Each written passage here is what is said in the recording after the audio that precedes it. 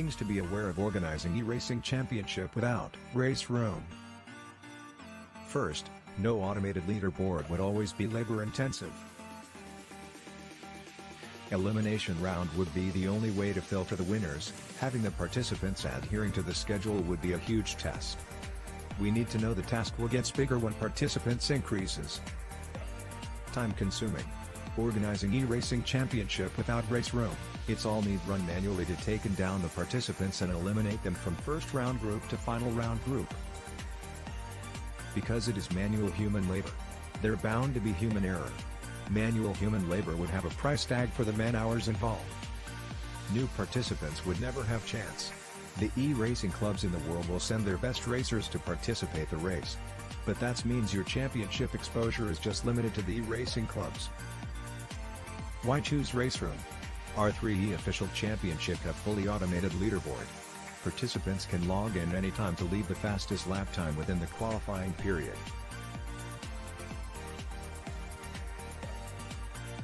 Each of the racers already have their ranks with race room. Next, save time. You can have unlimited amounts of participants in a super short time to qualifying them to final race. Race room can cover unlimited amount of participants. We have a full automated esports ecosystem from qualifying leaderboard to broadcast AI. Besides, race room's free contents lets everyone can participate to the race.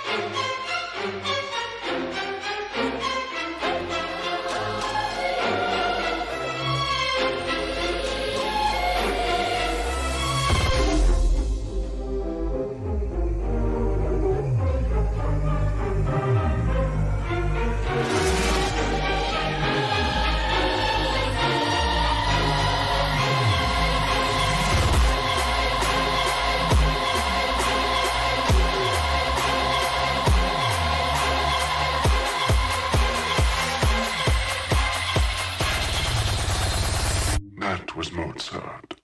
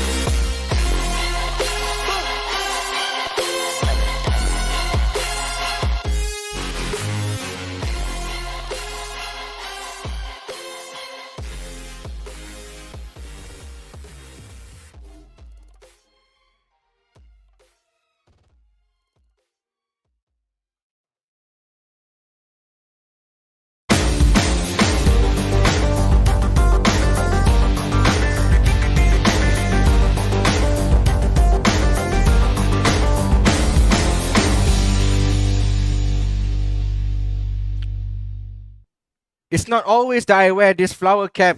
I've worn this the first time during the first round of the ERGP Endurance Edition, and now since this is the final round of the Global Edition Season 9 Race 4, I'm wearing it back for a special occasion. It is a special occasion anyway. Hello everyone, good to see you again. My name is Afiq. Alongside me is Well, Statsman Ammo. Yeah, And thanks for that. yeah, Global Edition Season 9 is finally going to come to an end. Round 4, Race 1 will come up and it's a Copper class and the track will be in Road America, ladies and gentlemen. So Road America is a 6.515 kilometer long track, clockwise and 14 corners. Now, it's very rare that you see tracks in America running in a clockwise direction, isn't it, Amo? Yeah, because people always say that the Yanks only know how to drive around in circles going leftwards, anti-clockwise. But yes, Elkhart Lake, Wisconsin plays host to a track that has an absolutely rich amount of history and great racing in the past. So we're glad to be back here for the first time since Global Edition 3, the Americas Championship, if everyone remembers that. Yeah, and America's Championship, it is a little bit different here tonight. Well, for Global Edition Season 9, we ran with Suzuka for round 1. We ran with, what was it for round 2? It was for Sonoma. Sonoma, yes, Yep. Sonoma for round 2. Then we had Watkins Glen all the way in New York. So we went from Japan to California, then to New York. And now we're in Wisconsin, Road America. I think, to me, you got one of the best tracks in the entire calendar, in Yes. the entire US in general. Indeed. As we have Jose Al-Qadri here, on his hot lap. Yep, and before we get to the qualifying action, let's go and remind ourselves what's at stake here. And it's the Copper Class Championship on the line for this one. It's wide open between at least 5 drivers. Well, we can include mathematically 6. Mika's in here as well, but let's face it, maybe mathematically, realistically, 5 drivers are in within a shout of getting the title. But right now, Reynaldo Julie leads in front of Arman Hashim by 12 points. This is the drop scores, by the way. This is not the full championship points that we have on offer. So we have drop scores, 1 bad round is eliminated, and this was taken into account after round 3. And if you take into the full point standings, Arman actually leads the points by about 4 points ahead of Reynaldo Julie. So all to play for here between the top 2 and the rest of the top 5 who have every chance to actually win the championship. Now, we head straight back into the qualifying action, and let's see who we have on the track right now. It's Adam Kondrolochis, who is fastest in the copper leaderboard. Go! And the copper What? leaderboard actually is the Adrian, fastest give me this the one. best. We got about 5 drivers who were in within the same time, but Kondrolochis was the fastest of the lot in the 2:14. So this should be a pretty close qualifying session, I think. It will be a very close qualifying session. Now, what's so special about Road America is that it's one of the longer tracks in the entire calendar. And you have, Suzuka was quite long. It was a 2-minute lap. But this one, beats it by a country mile. You have Suzuka. And imagine if we race in probably, Spa. It'll be a lot longer. But this is Road America. As we can see, Adam Kondrolakis approaching the final corner of turn 14 before that big elevation on the start-finish straight. Now, Jose Al-Qadri crossed the line with a time of 2 minutes 15.068. What can Kondrolakis do? He is a few seconds back there, but Ashraf Nasaruddin pipped Jose for pole at the moment. Hasn't started his lap yet. The same applies with Jose. Well, Jose is moving. That's weird. Yeah, we probably have a bit of an error there, but he should be in the session still, about 9/10 behind Nasser Ashraf, who is one of the championship contenders. Don't know what was there. We don't have to mind him for now. We'll wait until when we start the race to see if there was a problem with him. As we look at the other championship elect, driver in championship contention, Reynaldo Julie, about 12 points ahead of Arman Hashim, but in points total, 4 behind Arman. So really, then both of them have a bit of a competition here to see who could be the first ever Copper champion among themselves. It is going to be the first championship. So we're going to have a new winner in Copper, ladies and gentlemen. Same like last season, we had a new championship in Copper. And this season, we're going to have a new championship. We're going to have a new champion in Copper as well. Remember, the Copper class is meant for newbies, newcomers into the e-racing series to, show their mark and then improve from there on. We've had a lot of champions. We've had Keith Moore, Nico Sage, Yang Ming, who is currently in silver class. Yes, and those are the young guns, and of course some of the older chaps who still prove that they can be fast. The likes of Calvin Powell. Well, he's not that old, but you can tell he's much older than the kids that we just mentioned just now. He is also running in the likes of the bronze class and even sometimes in silver. So that's the career progression, if you will, in the e-racing GP ecosystem to go up to bigger, better things afterwards. So it's really a stepping stone for everyone to get involved here. As we are now looking at Arman Hashim, it's Nasser Ashraf Nasaruddin, who is about 8/10 faster than him. Now that is a turnout for the books because he was one of the guys that was about a second off in the time trials. I don't know how he found more than a second to be fastest here, but here we are. This might upset a bit of the apple cart a bit. And oh yeah, Amar Hashim, well, quickest at 1 by almost 1.5 tenths. Yes, indeed. He's gone purple here, and we're waiting for whether the other drivers have probably set even faster times. We have about a few newcomers here, including the likes of a familiar friend, Terry Kwan. Ah, Terry. Yes, Terry Kwan. Now, Terry Kwan, ladies and gentlemen, for those of you who may not know, he's one of our good friends here in Excel, and you know he's been doing all these classes. He has a community himself called Hot Rocket Racing. What was it? Racing Club. Yeah, Racing Club. Hot Rocket Racing Club. There you go. Apologies, Terry. Please don't slander me for not remembering your club. Anyway, yeah. So Terry founded Hot Rocket, and the progress that Terry made, the dedication that the man has to his community, to his beloved community, is outstanding. Nasr Ashraf still leads the way with 214.106. Well, we've had Condor Lockheed, but Condor Lockheed is not moving. Remember, it's a very short qualifying, and it's a very long lap. Yeah, so it's going to be very tricky. Yeah, you can only have at least, at max, 2 laps in. That's even in perfect conditions. So some of these guys who have actually gone back into the pit lane or into the menu at the final part of the lap to restart the lap have only about 1 lap afterwards. So really then, it's not much time as Ricky Satria moves up to 2nd place. He's been a revelation in this season so far, and his first full season of E-Racing Grand Prix competition in the Global Edition. He's only about a second back. Nope.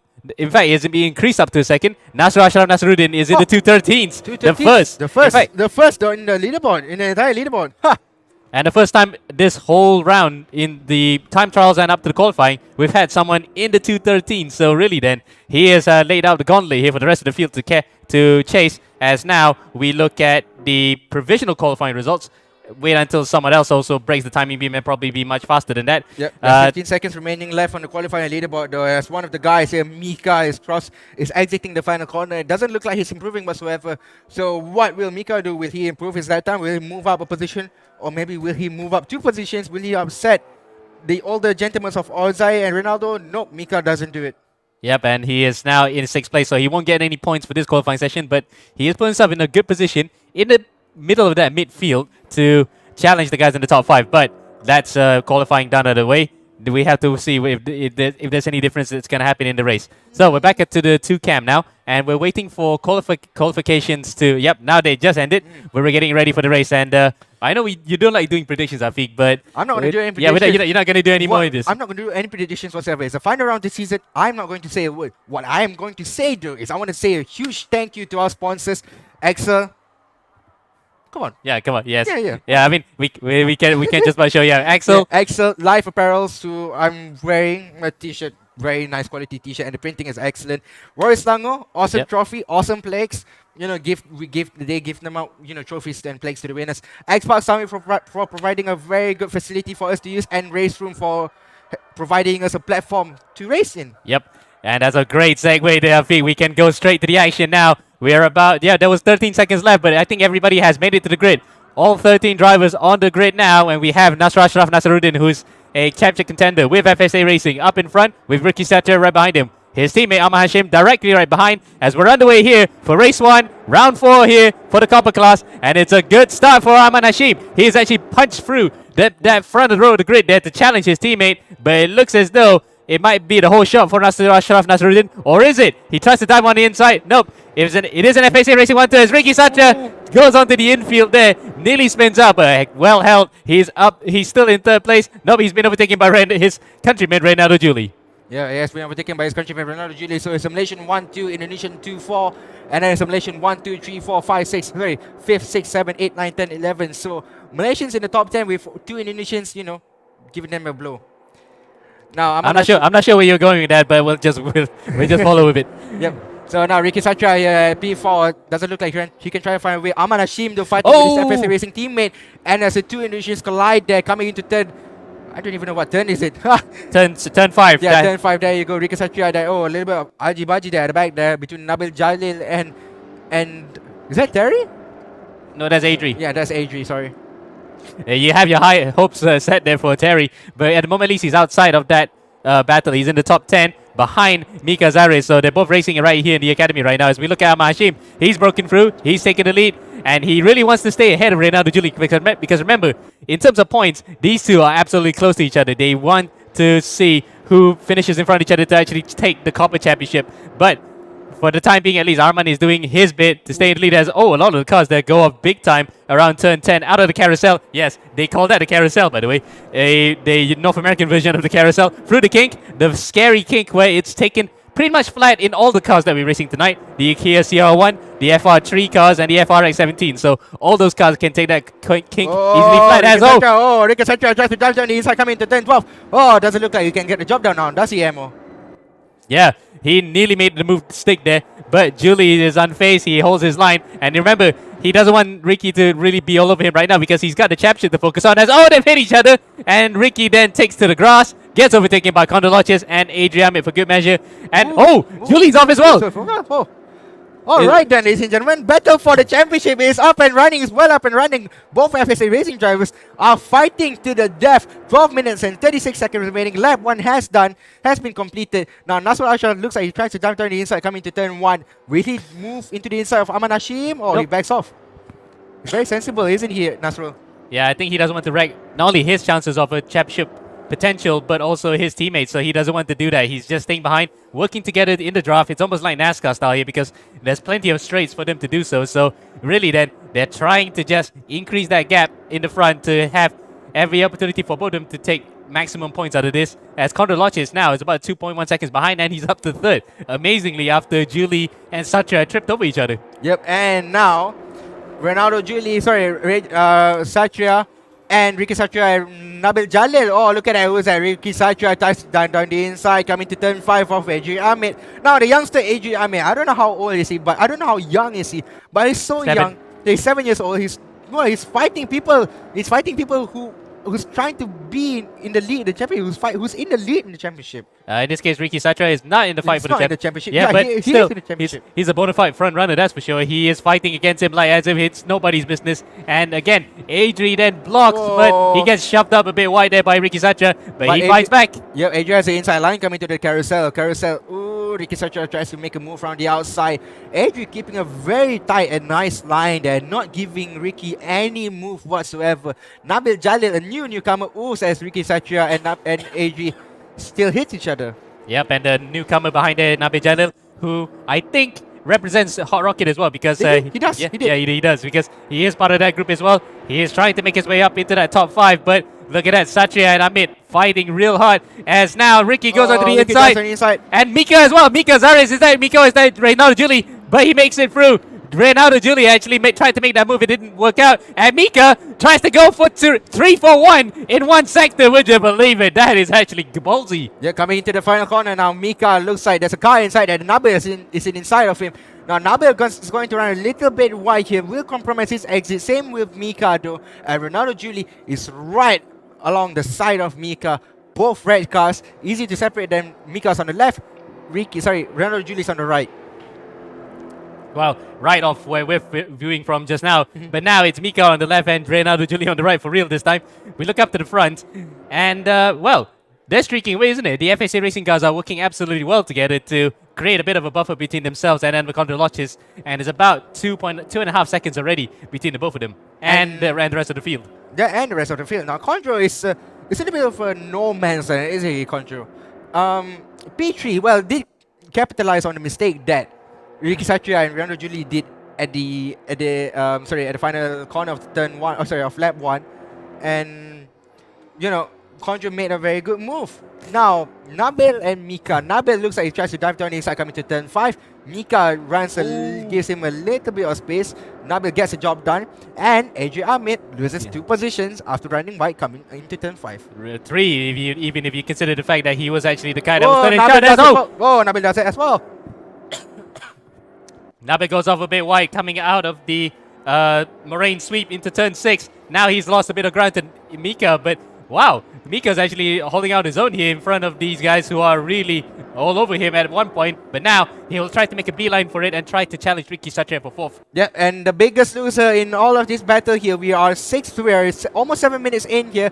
Reynaldo Julie from Psychopath E-Racing Academy, championship leader in the copper class, is all the way down in 9th place. And for 9th place, you only get 7 points in race 1 and 2 points in race 2. So if he were to make this race, if he were to capitalize all the points in this race, he needs to overtake like hell, like what Matt Damon said to Christian Bale in Ford versus Ferrari, go like hell. Yeah, go like hell, 7,000 revs. And unfortunately, he was losing a lot of time there and revs when he was knocked off into the grass. We'll probably see inquiries in between the two Indonesians at the end there because they both have actually stuffed each other's race. Ricky, on the other hand, has actually managed to recover up to 4th. Now, to talk about Mikael is his full name. Right now, he's got his mom and aunt, Lenny and Noni, both watching over him today as his race engineers. While Dad, Dr. Iqbal, unfortunately was tested positive. He is now back home in home base, or we can say his man cave, the Woking HQ, because he's a big McLaren fan. Yep, and Aman Hashim though runs a little bit wide. Now, what are these FSC Racing boys doing? They are very quick though amongst these two. They are trying to give room. They are giving room to each other now. That's why Asham moves down the inside, coming into turn 3, and still gives some space to Aman Hashim. They still respect each other, but in doing so, Contra is getting ever closer to them. Well, not quite, because he has Ricky Satche for company as well, so he is in his own little battle. This is for the final position on the rostrum, and it looks as though Ricky may be having some opportunities to try and overtake here. Coming up to turn 4. Coming into turn 5, Yep. Ricky Contra with a very aggressive defending move does run wide there, so that defensive move meant for nothing for Contra. Ricky Satria the biggest gainer in that fight, and now Ricky Satria will P5 in the championship, and with a P3 finish, he will finish the race with 16 points in race 1, and if he wins race 2, he's going to have a very close call for the championship. Indeed, but you have to remember, because Arman's right in front, so Arman is in the best position possible. He will capitalize on everything here that the other competitors cannot have, and be in the lead of the championship coming into race 2. Now, we cannot put the permutations into account because there might be penalties afterwards that will spoil the results. So really then, we just leave it up to the stewards to decide afterwards. But for now, at least, Arman Hashim is in a very good position. And Condro himself with Satria were fighting in their own little battle. They're also fighting for 4th and 5th in the championship, so would you believe it? The top 5 in the championship, 4 of them at least, are in the top 4. Renato Juli is still struggling in 9th. Yeah, and Ronaldo Juli didn't have a good qualifying, did he, Ronaldo? He didn't have a good qualifying at all, and he's losing pace lap after lap. The gap between him and the leaders now is almost 13 seconds. So it's very difficult for Ronaldo Juli. And after that, coming together with Ricky Satria, his fellow Indonesian, that didn't make his life any easier whatsoever. Yeah, indeed, and that will probably just stuff up his entire round here. As we look back to Mika Azaris Iqbal, how is he driving so well right now with the fact that his main supporter, his dad, is not available here, but he's got the next best thing. His mom and aunt are watching over him as race engineers, and it looks as though he's carrying on very well here in 5th place, charging his way through the field up into that top 10. As now we are into the closing stages of the race here. 5 laps to go before we... 5 minutes left to go before we wrap up race number 1 here for the Copper class. Yep, and now John Ray Cascon here in P7. He's trying to find, a move on AJ Ahmed. AJ Ahmed, the 7-year-old, the youngest in the championship at the moment, and in P6, which is not a bad result. John Ray Cascon and Derek Chiang following up suit in P7 and P8 respectively, and you have championship leader Ronaldo Juli in P9. Oh, look at that! That's Derek Chiang, debutant here, diving on the inside of John Ray Cascon, and John Rick might have been thinking that, well, he's seen this all season, he doesn't want to have any of that. He's trying to defend, but unfortunately, the turn on the inside, turn 9, is where, turn 8, that's where Derek Chan will get the advantage, and there we go. John Rick Cascon loses the position there. Onto the closing stages of this race, and we're trying to look at any close battles here. Yep, that's the only close battle we have on track at the moment. Renato Juli in a recovery drive here after tripping over his fellow countryman Ricky Satria has dropped to P9. Now he's trying to get back up into at least P7 to salvage what has been a bit of a tough start to this round.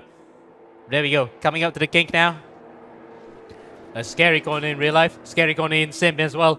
We definitely do not want to have any accidents here. We had that before in Global Edition 3 where there was a massive pile-up in the Copper class, incidentally, with the Kia CR1s. And we had that big time, but luckily this time round at least, no such big accident to report on, and everyone, barring Ozil Al-Qadri, is still running in this race.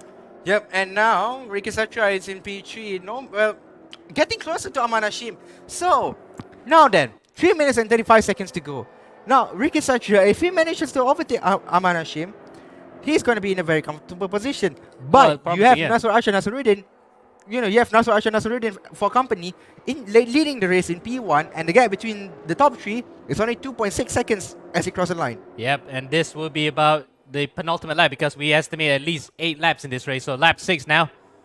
Arman then has lost a bit of time to his teammate in the FSA Racing squad, Nasser Ashraf. He is now leading the way by over a second. You might say, though, this actually is complicating matters for his championship because can you imagine like what happened in seasons past where a driver stealing points for another driver cost him the championship? This is literally his teammate probably costing him the championship here. Yep, and now Aman Hashim, 0.9 of a second. Ricky Satra, 2.3 seconds behind Nasser Ashraf. So it's going to be very difficult for Ricky to overtake him. It's going to be very difficult for anyone to overtake, especially in the top three, given the fact that the gap between them is actually very long, very huge. Unless there's a big pile-up happening in the front, but we're not going to expect that to happen. Yeah, we're not going to expect that to happen considering the fact that this field is so spread out right now. And we are coming to the final lap of the race, so not much in terms of anything over exuberance is going to happen. Unless, of course, we have Reynaldo Julie providing the action because he is in that battle pack between himself and Derek Chiang and John-Rick Cascott. He has actually gotten in front of John-Rick Cascott through the carousel. Now, would this be Reynaldo Julie's last final push here? He has a championship to think about. In fact, it's slipping away ever so slightly at the moment, but not so much that it will cause a bit of a code red. Coming up then to Canada corner for the penultimate time, and they have Adrian right up in front. So Adri then might be a bit of a cork in the bottle here, and he might be running out of tires, don't you think, Afi? Because he has dropped way back behind from Mika Zaris. Yeah, and now Nasser Nasruddin will cross the line and the white flag will be shown. So this is the final lap of race 1 in the Copper Edition for Global Edition Season 9 as Nabil Jalil gets a drive-through penalty for ignoring slowdown warnings. So our first drive-through of the day, and it's Nabil Jalil for ignoring slowdown warnings. Yeah, that's a shame. That's a real shame. That's a real shame. He was very competitive. Yeah, he is very competitive in this race. We've seen how he can progress, and he's got good potential, Nabil Jalil. Indeed, and we can wait to see him for future races. This is just a testing the water race, alongside, of course, Terry as well. Terry Kwan, he also wants to check out this race to see if he could participate in future championships. We might see him in the future, but not such an auspicious start to life in the RGP. But nonetheless, he has been competitive, so we can't wait to see how he fares in race 2. Yep, and now you have Reynaldo Julie, championship leader, fighting against fighting against Derek Chiang. Yeah, Derek Chiang. So Reynaldo Julie tries to find a way down the outside coming into turn 5. Doesn't look like he can get the job done. He is a little bit further back. Wait, before we can go back to this battle, Ricky Satra has actually managed to overhaul Arman Hashim for second place, and that has complicated matters for the championship again, because this is Satra then with an amazing recovery drive after going off into the grass at the last corner at the end of the opening lap to now potentially, he can try to challenge for the win. Maybe a big boy dive at Canada corner, but that would be too little too late. Yeah, it's going to be a little too late there for Ricky Satra. It's going to be really difficult for Ricky Satra. Nasser Ashar Nasruddin is almost 1.5 seconds in front of Ricky Satra. And unless Nasser Ashraf runs out of fuel or tires, it's going to be game over for Nasser Ashraf. And that's a possibility because Road America is quite fuel hungry as well. And we have ×2 tire weight right now, fuel weight right now. Remember, 1996, Alonso Jr. in the IndyCars ran out of fuel at this very corner on the last lap to give the win to Raul Boisel. So he doesn't want to have that. And luckily, at this moment in time at least, Nasser Ashraf will take the win here in race 1. Unless, don't jinx it, man. Nasser Ashraf Nasruddin exits the final corner. And Ricky Satra is right behind him. So Nasser Ashraf crosses the line in P1. Who's going to win race 2? It's going to be very close there between Ricky Satra and Aman Hashim. Ricky Satra pips his way into P2. Nasser Ashraf wins the race. Ricky Satra P2 and Arman Hashim P3.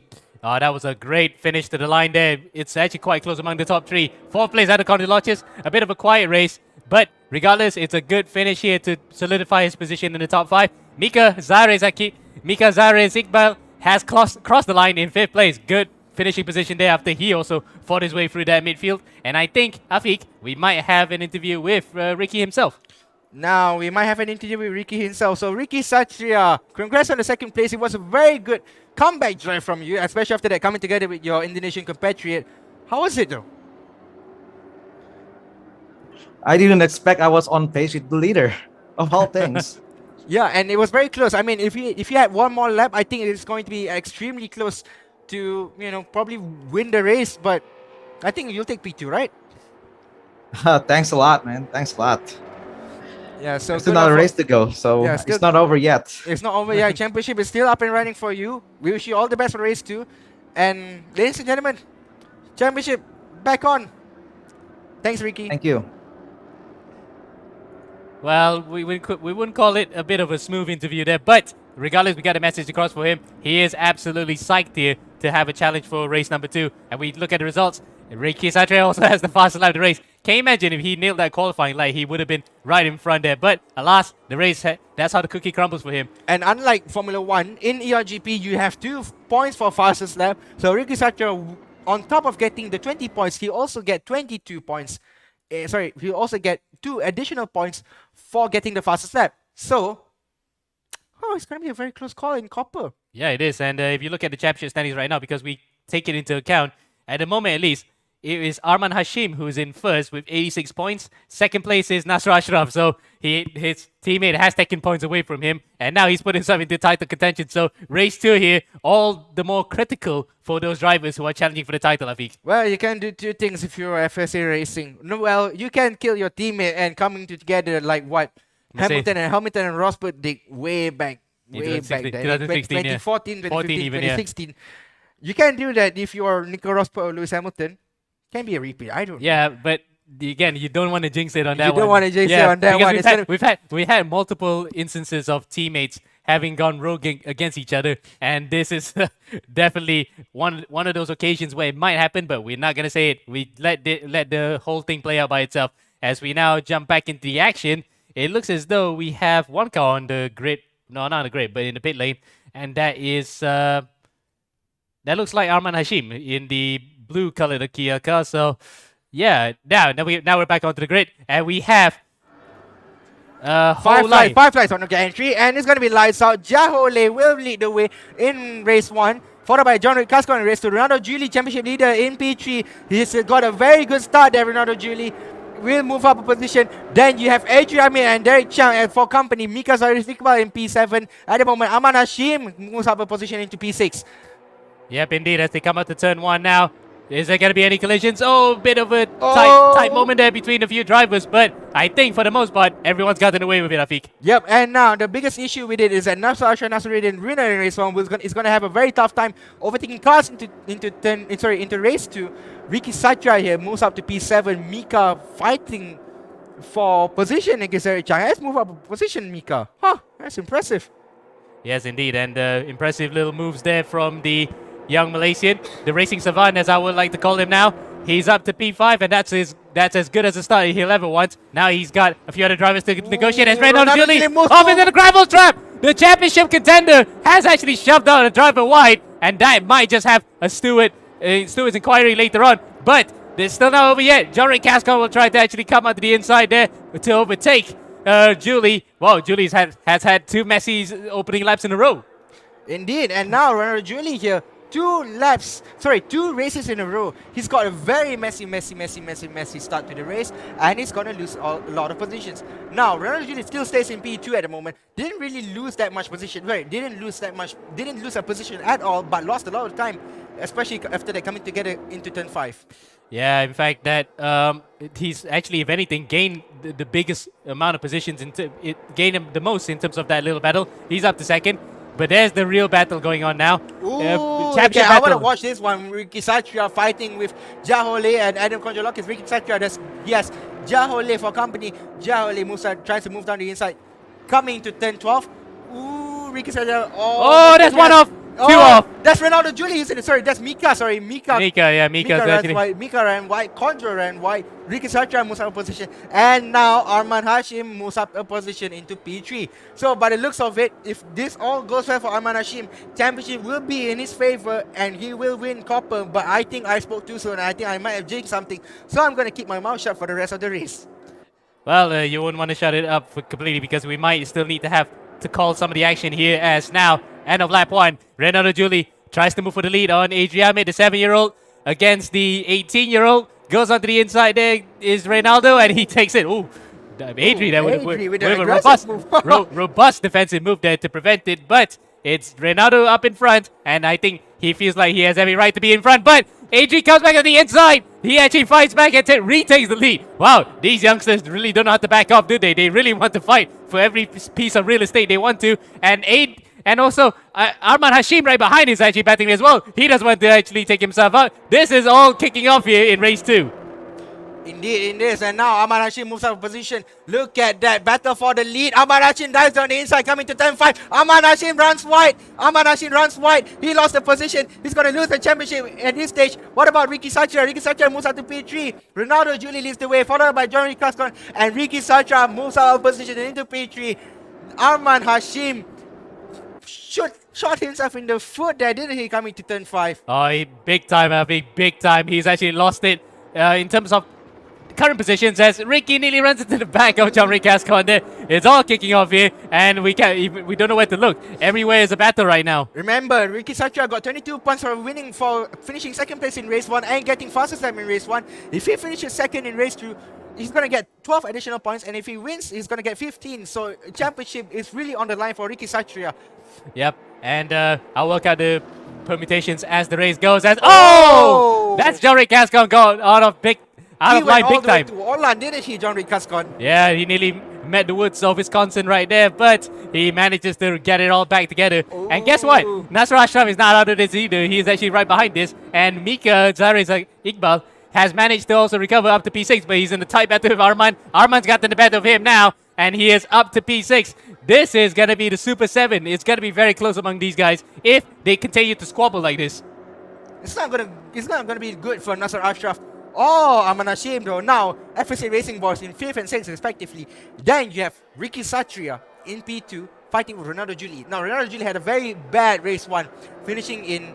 What position did he finish? He finished in P8 there, Ronaldo Julie. So not a lot of points for Ronaldo Julie into race 1. But there you go, Ricky Satria tries to make a move down the inside coming to turn 1. Doesn't look like he got a job done. Ronaldo Julie though still stays in the lead. And Ricky Satria, he knows that the championship is on the line. He knows what's at stake here. He can't afford any mistakes whatsoever.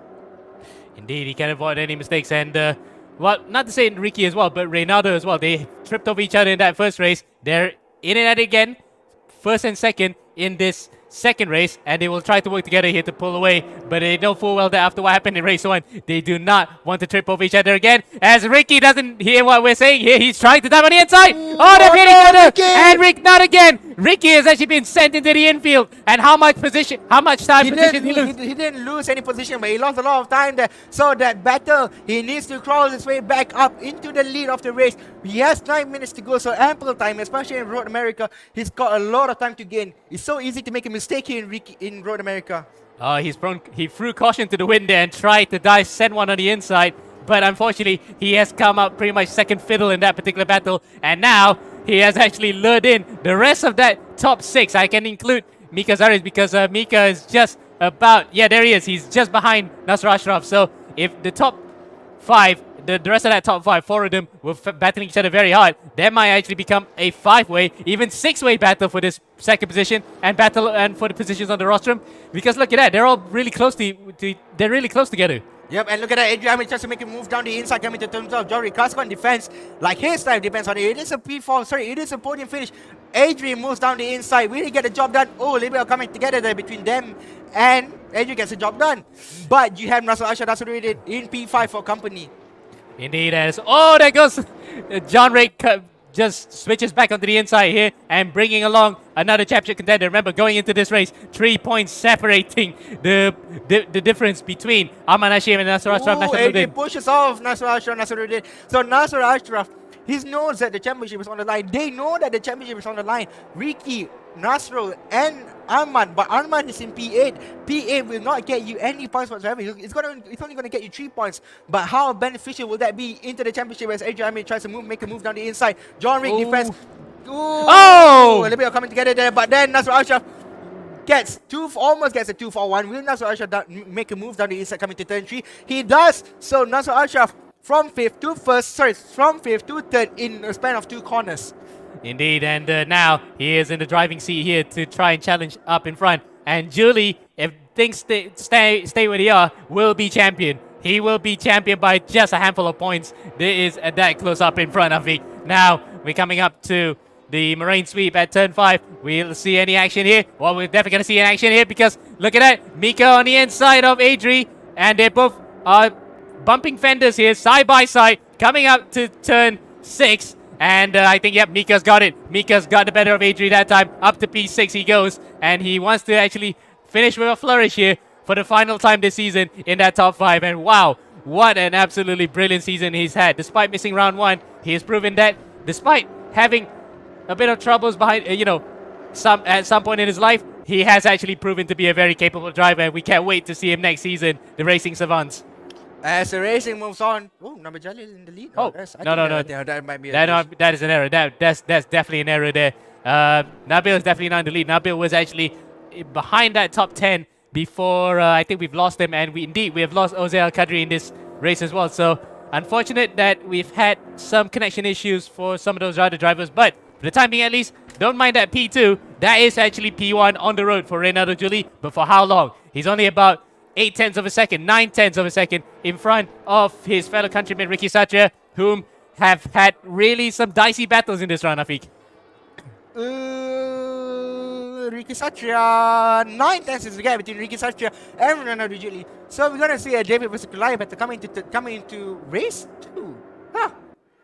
This is going to be very fun. Now, Statsman Amon, what can you get for us? Well, championship permutations at the moment at least, it looks as though Reynaldo Julie, if things stand where they are, will be champion. And it will be by the slimmest of margins of about 10 points. 10 points will be the separation between first and second here. But we know that this class actually changes quite quickly, so anything gets to happen in the final 5.5 minutes that remain. But right now, for Julie, is looking very good here to win his first ever championship. And to think, he had only 2 wins prior to this last season. Now, he's had 2 wins as well, but it will be number 3 if things stay where they are. I don't know who to vote. I don't know who to cheer. There's a lot of battle going on here. Copper has delivered thus far, and it's a very interesting race. Nasr Ashraf 2.3 seconds behind the leader, Reynaldo Julie. Ricky Satria 6/10 behind the leader, and it's going to be very tricky. Yeah, indeed, it's going to be very tricky to pick out who's going to be the potential winner here. But at the moment, at least, Reynaldo Julie up in front. 0.4 of a second, the gap between himself and his countryman Ricky Satria. But they're both not teammates. They're not here to help each other out. They're here to try and steal a win from each other. And we've already seen that in that first race, how they got way too close at one point, and it almost became detrimental for one of them as, Ricky nearly goes wide there, coming out of the carousel at turn 10, through the kick at turn 11. They're running each other ragged here, I think. They're running each other raggedy. Now, Ricky Satria, as you see on the bottom right of your screen here, is in P2 with a shot at victory. And yes, Reynaldo Julie will win the race. But if anything were to happen to Reynaldo Julie, it's going to be very, very, very tricky. Yep, and that will throw that will blow the doors wide open for the rest of the drivers to actually challenge, and including the likes of Nasr Ashraf, who is there looking in P3. He is 10 points behind, and he needs to buck up here for the next 3.5 minutes if he wants to stand any chance of overhauling Reynaldo Julie up in front. And it looks as though, for the time being at least, it's the ball is still in Julie's court. He's got every opportunity to dictate the pace up in front, holding back any urges to actually battle too hard. As look at further behind, that's a big gaggle of cars fighting. Mika Zaire Iqbal is on the inside, John Rick Casco on the outside, and Mika is up to P4. What a finish to the season that he's going to have. And for John Rick Casco as well in P5. and he's just been shoved out wide. That's a good block pass there. But the battle between these five may end in tears for some of them if they get it wrong, as Adri drives on the inside of Johnny Cascon, and Arman Hashim's in between that battle as well. Remember, that's a championship contender in between of all that. It's going to be very tricky though. Really don't know who's going to finish on the podium. Well, finishing on the podium is done and dusted already. Ronaldo Juli, Ricky Satra, and Nasser Ashraf. But the battle for P4, P5, and P6 respectively is on the cards. Yep, and goes on the inside there. That's Arman Hashim on the inside of Adri, and he gets one for the position. lead though. Now both Ronaldo Juli, Ricky Satra, it's like KL versus Selangor, which is happening right now. They're from Malaysia, but they have a very huge rivalry, and I think this is what's happening to Ronaldo Juli and Ricky Satria at the moment. Both from Indonesia, but their battle and rivalry is like what KL is to Selangor.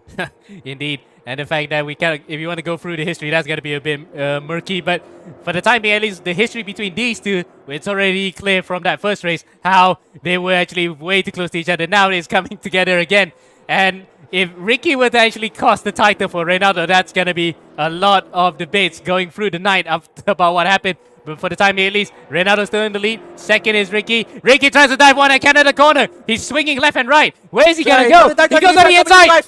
Ooh, oh, he nearly makes it. He backs off. He's being very sensible there. He knows that this is going to be this is the penultimate lap of the race, of the final race of Global Edition Season 9 in the copy category. Ricky Satra knows what's at stake, and he knows that he can't afford any other mistakes. One lap remain when Ricky Satria, when Ronaldo Juli crosses the line. This is going to be the final lap, and with one lap remaining, Ronaldo Juli looks like he's going to take the win, not only the championship and the race as well, but he's going to win by 10 points in the championship.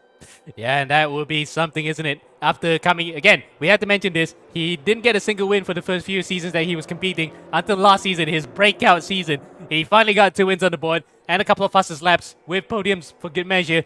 Now, he's on his way to his third win, provisionally now for the time being, because the race is still not over yet. Ricky is going to give it all he's got here to challenge his fellow countrymen for all he's worth in this final lap of the race. The 2 tenths separating between them, and Nasser Ashraf is just watching briefly. Looming in the background. Isn't it, Nasser Ashraf? Ricky Satra gets closer, coming to turn 5. Will Ricky Satra dive down the inside? He tries to get each other again. And he's going to go. Oh, Ronaldo Juli runs wide. He's on the grass.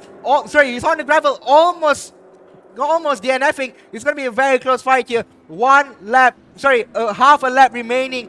Ronaldo Juli leads the way. Ricky Satra in P2, Nasser Ashraf is going to be the big beneficiary here if these two were to come together with one another. Oh, I think Nasser Ashraf is just watching in horror. He could have thought, okay, a bit in horror, but at the same time a bit in glee. Because he could have been in the lead if they coming to carousel now. Ricky Satra gets closer to Ronaldo Juli. He doesn't look like he can get a move here, but remember, after the carousel, it's going to be a long straight coming into turn 12, which is known as Canada Corner for God knows what reason, even though we're there in America. But Ricky Satra will have the slipstream coming down into turn 12. Will he try one?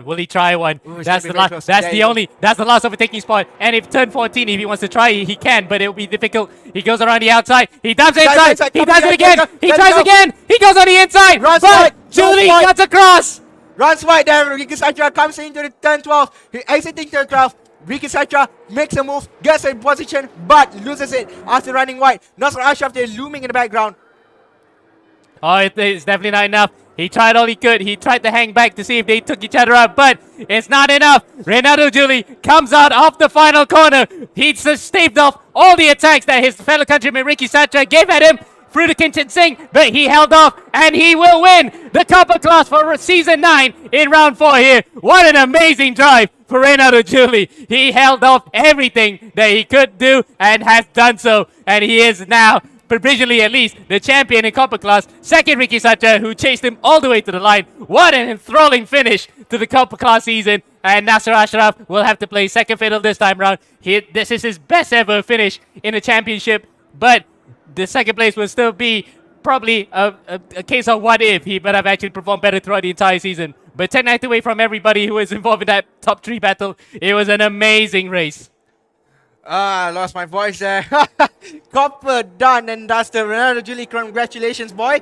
You are a winner in the ERGP Global Edition Season 9 in the Copper category. So we have one champion crowned tonight, ladies and gentlemen. Ronaldo Julie is your Copper Class winner for Global Edition Season 9. Provisionally, of course, we still don't know what's going to happen into the steward's room, but at least for the time being, he can revel in the success. And we're seeing on our second screen right now, Ricky then, you just put that into the transition here, how he thought he had the win right there. And in fact, that would be his second ever victory of the season. And he ran. He's a bit disappointed, but he's still smiling. So I think I'm going to call him the Smiling Man from now.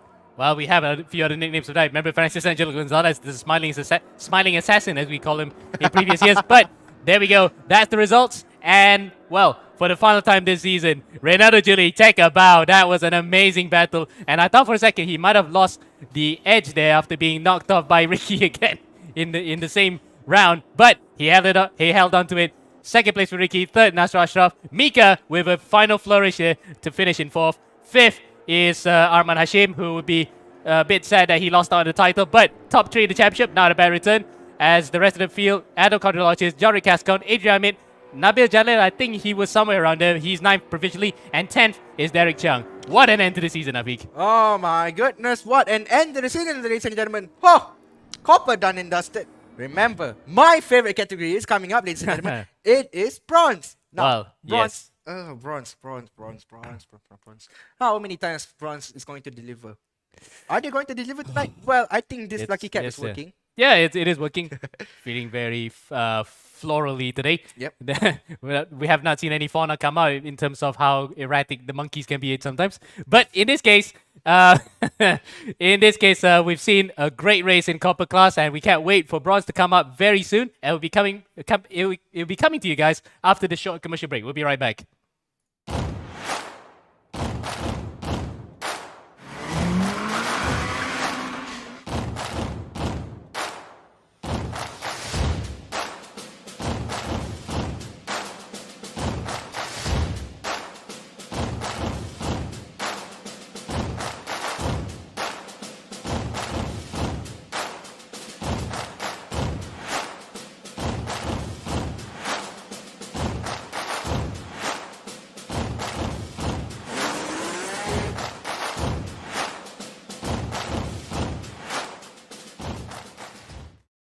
Things to be aware of organizing e-racing championship without race room. First, no automated leaderboard would always be labor intensive. Elimination round would be the only way to filter the winners. Having the participants adhering to the schedule would be a huge test. We need to know the task will get bigger when participants increases. Time consuming. Organizing e-racing championship without race room, it's all need run manually to take down the participants and eliminate them from first round group to final round group. Because it is manual human labor, there bound to be human error. Manual human labor would have a price tag for the man hours involved. New participants would never have chance. The e-racing clubs in the world will send their best racers to participate the race. But that means your championship exposure is just limited to the e-racing clubs. Why choose Race Room? R3E Official Championship have fully automated leaderboard. Participants can log in anytime to lead the fastest lap time within the qualifying period.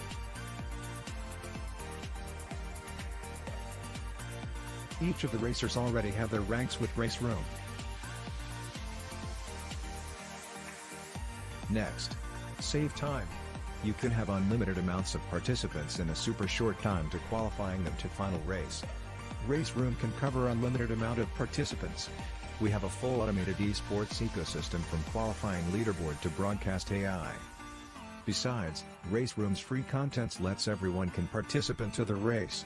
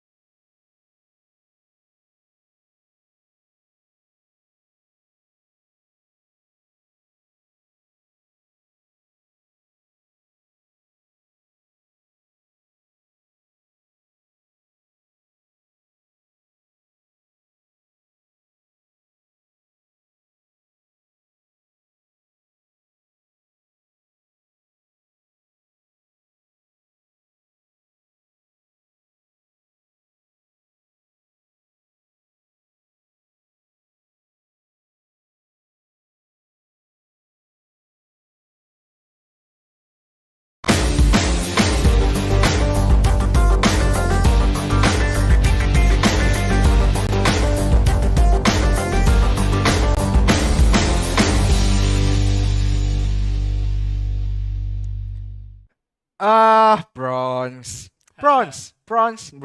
How many times bronze has delivered? I said it this time last year. This guy forgot to put his mic down. I said it in the last edition of Global. I'm saying it this time. The same for Global Edition Season 9. Now, welcome back everybody. Global Edition Season 9. This is the final round of the season. And my favorite American track. Well, I do have a lot of American tracks that I like. But this one is, I think we can unanimously agree, as what Alex says, the Spa of North America. And he is quite right, because this circuit is a real driver's favorite. It is a real driver's favorite. Now, for some reason, Formula 1 doesn't race here, but if they do, it's going to be very nice.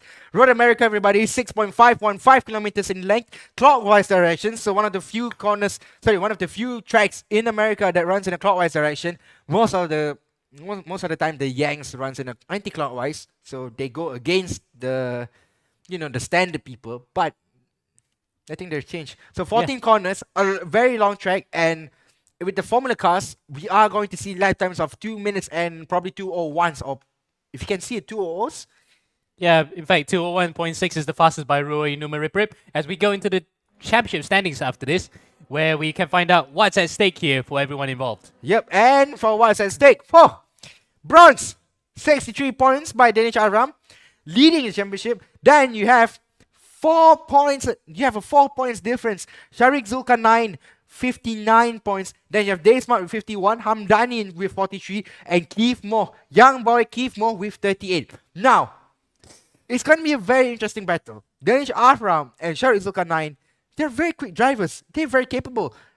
And it's going to be amazing to see what they can do. And again, it's the FSA Racing battle for that front of the front of the field. So really, then we'll have to watch out what happens between these two. And indeed, Dave Smart, you cannot count him out after a strong round last time out. He could be right in that mix as well. As we look into some other championship standings, including the teams championship, and we mentioned FSA Racing, they've absolutely dominated this season, and they are now unofficially, but we can almost safely say, are the champions of the Teams Cup. Yep, and congrats to FSA Racing for winning the Teams Cup. And as we move on to the rest of the championship, the Academy with 255 points, Stratos with 224. Well, reigning champions, Stratos actually, they don't have a lot of drivers at the moment, Stratos. Yeah. But with a P3 finish in the championship, I think they'll take it. Yeah, they'll definitely take it. Then you have Blue Steel Racing with 123 points, Oz Anzac Sim Racing with 112, Veloce Regas of Squadron with 109, and Team Riceline in P7, Team Flash in P8 with 89 points. Well, the sole man, Tasby, isn't he? Just Tasby. Yeah, it's basically just Tasby. And of course, just now we saw Psychopath Racing Academy, Reynaldo Julie becoming champion provisionally in the Copper class. He has probably been the one to carry all those points there. Now then, we move to the Nations Cup, where we can safely say, after what happened last round, it's just Malaysia all the way, isn't it? Malaysia winning the championship after a commanding lead for such a long time, and with so many drivers who have contributed to those points, it's a clear, unassailable lead at the top. It is a clear, unassailable lead at the top. Now, Singapore is in second place with 282 points. Then you have Philippines with 291, Indonesia with 189, Australia with 127, Hong Kong with 109, New Zealand with 28, India with 12, and Japan with 5 points. Yep. Reminds me a lot about the A1GP days, doesn't it, Amo? Yeah, especially given the fact that we've got, of course, the founder of E-Racing Grand Prix, Alex Young, being part of that for the most part, for the entirety of the existence of that championship. Now, we jump back into the action, and we don't need to... Oh, okay, we probably need to show a bit of 2-cam here for that one. Now then, some familiar drivers as we see... Calvin Powell spins. Calvin Powell taking a bit of a spin there, coming out of turn 5. Waiting for the driver to come by, and that is probably... Sharik Zulkarnain, he's always in that all green car. No, yeah, but now Roy Numerip is in the pit. It's in the pits. I have a huge problem every time I'm saying his name. Okay, we just call him Roy Rip just to be on the complete safe side. But he has been the revelation of the season, not because of if he's winning races, but he's winning the pole position. 5 points for pole, and he's had 15 so far in all 3 rounds. So he's been on pole for the last 3, and it will be a record here if he can make it 4 in a row to be the first ever driver, regardless of class, to get 4 pole positions in a row. But The problem with Roy is that he does not know how to convert those poles into race wins. So a little bit of a Charles Leclerc moment there. Well, I mean, Charles has actually won a few races from pole anyway, but the last few have not been good. Yeah, the last few in this year's F1 Championship is. Yeah, it's a bit disconcerting, especially if you're a Tifosi on that regard. But you know, it do be like that sometimes. He's just gonna have to really focus on not only just the qualifying but also the race itself to actually convert those ones. Now we got quite a few interesting camera shots of certain other drivers who we have this weekend, including the likes of Danish Aram, the first time we've ever seen him, and he's racing in the dark. He's racing in the dark. Now, I think that brings up another question. Viewers, if you're watching and tuning to us on our Facebook, YouTube, or Twitch, just a quick question. Do you race with lights on or lights off? Well, for me personally, I like my lights off. A little bit more immersion, especially when racing in the dark. And I quite like it actually, riding in the dark with lights off. But the biggest issue that I have with it is that it messes up with my eyesight, and it's been messing up ever since. Yeah, that's why you're wearing probably more power glasses. That's why you're wearing more power glasses than ever, I guess. But either way, that's a question, just a general question. Anyone wants to answer, is up to them. Now we just run through the comments here about what has been going on between what happened in bronze and copper. A hello to Zulfikri Wajdi, a driver from the Sidewinder racing team and the go-kart team in real life as well. They do both sim racing in real life. Hello to you, good sir. And then Yazid Zidane, that's Yazid Razak. He's racing right now. In fact, he's in P7, a second off Roy Numarip, who's looking so good here to claim his 4th straight pole position. Roy. It's going to be very nice, isn't it, to see Roy gets 4 poles in a row this season. And a bit of a sad one. Mike Anthony Nocom has said that he is not able to join. In fact, that's both for him and Axel Nocom. They're not able to join because of being stuck somewhere. It's apparently because they have national karting races that are held from holidays. They moved the race from Sunday to Saturday, so they have to be there. So unfortunate that we don't get to see Axel Nocom in this race. And Aldo Balagulan has actually come up and answered our question. Top lad, we absolutely love that. He prefers to have the lights on, and we can actually attest to that because we do see him in the bright lights when we are focusing on his camera. Where is Aldo actually? Where is Aldo? He is in a Zoom call. Now, Aldo, if you're in the Zoom call, give a big wave. This is just Aldo. He did answer our question, and he is correct. He races with lights on. And yeah, I see that grin on his face. So he is acknowledging and he's watching the stream. So yes, viewers, if you want, please share the stream. We appreciate all the spectators that has been watching eracinggp Global Edition for the last 9 seasons, and we expect to see more. Remember, the next edition is the 10th edition, the 10th season of Global, and we're looking forward to it actually. Quarter 4, maybe 4th quarter or late third quarter. Look out for that. We'll announce that pretty soon.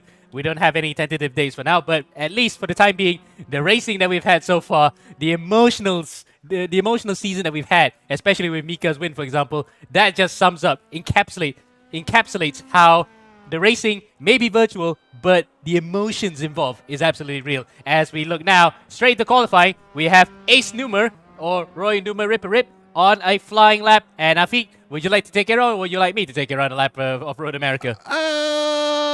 Well, okay, I'll just take it over there. I'll take it over there if you're a bit hesitant on that. So, on to the start-finish straight then, over the brow, past the flag stands, and you can see a lot of Indy cars start their race there. Up to turn 1, you break about between the 200 and 100 ball because it's in between.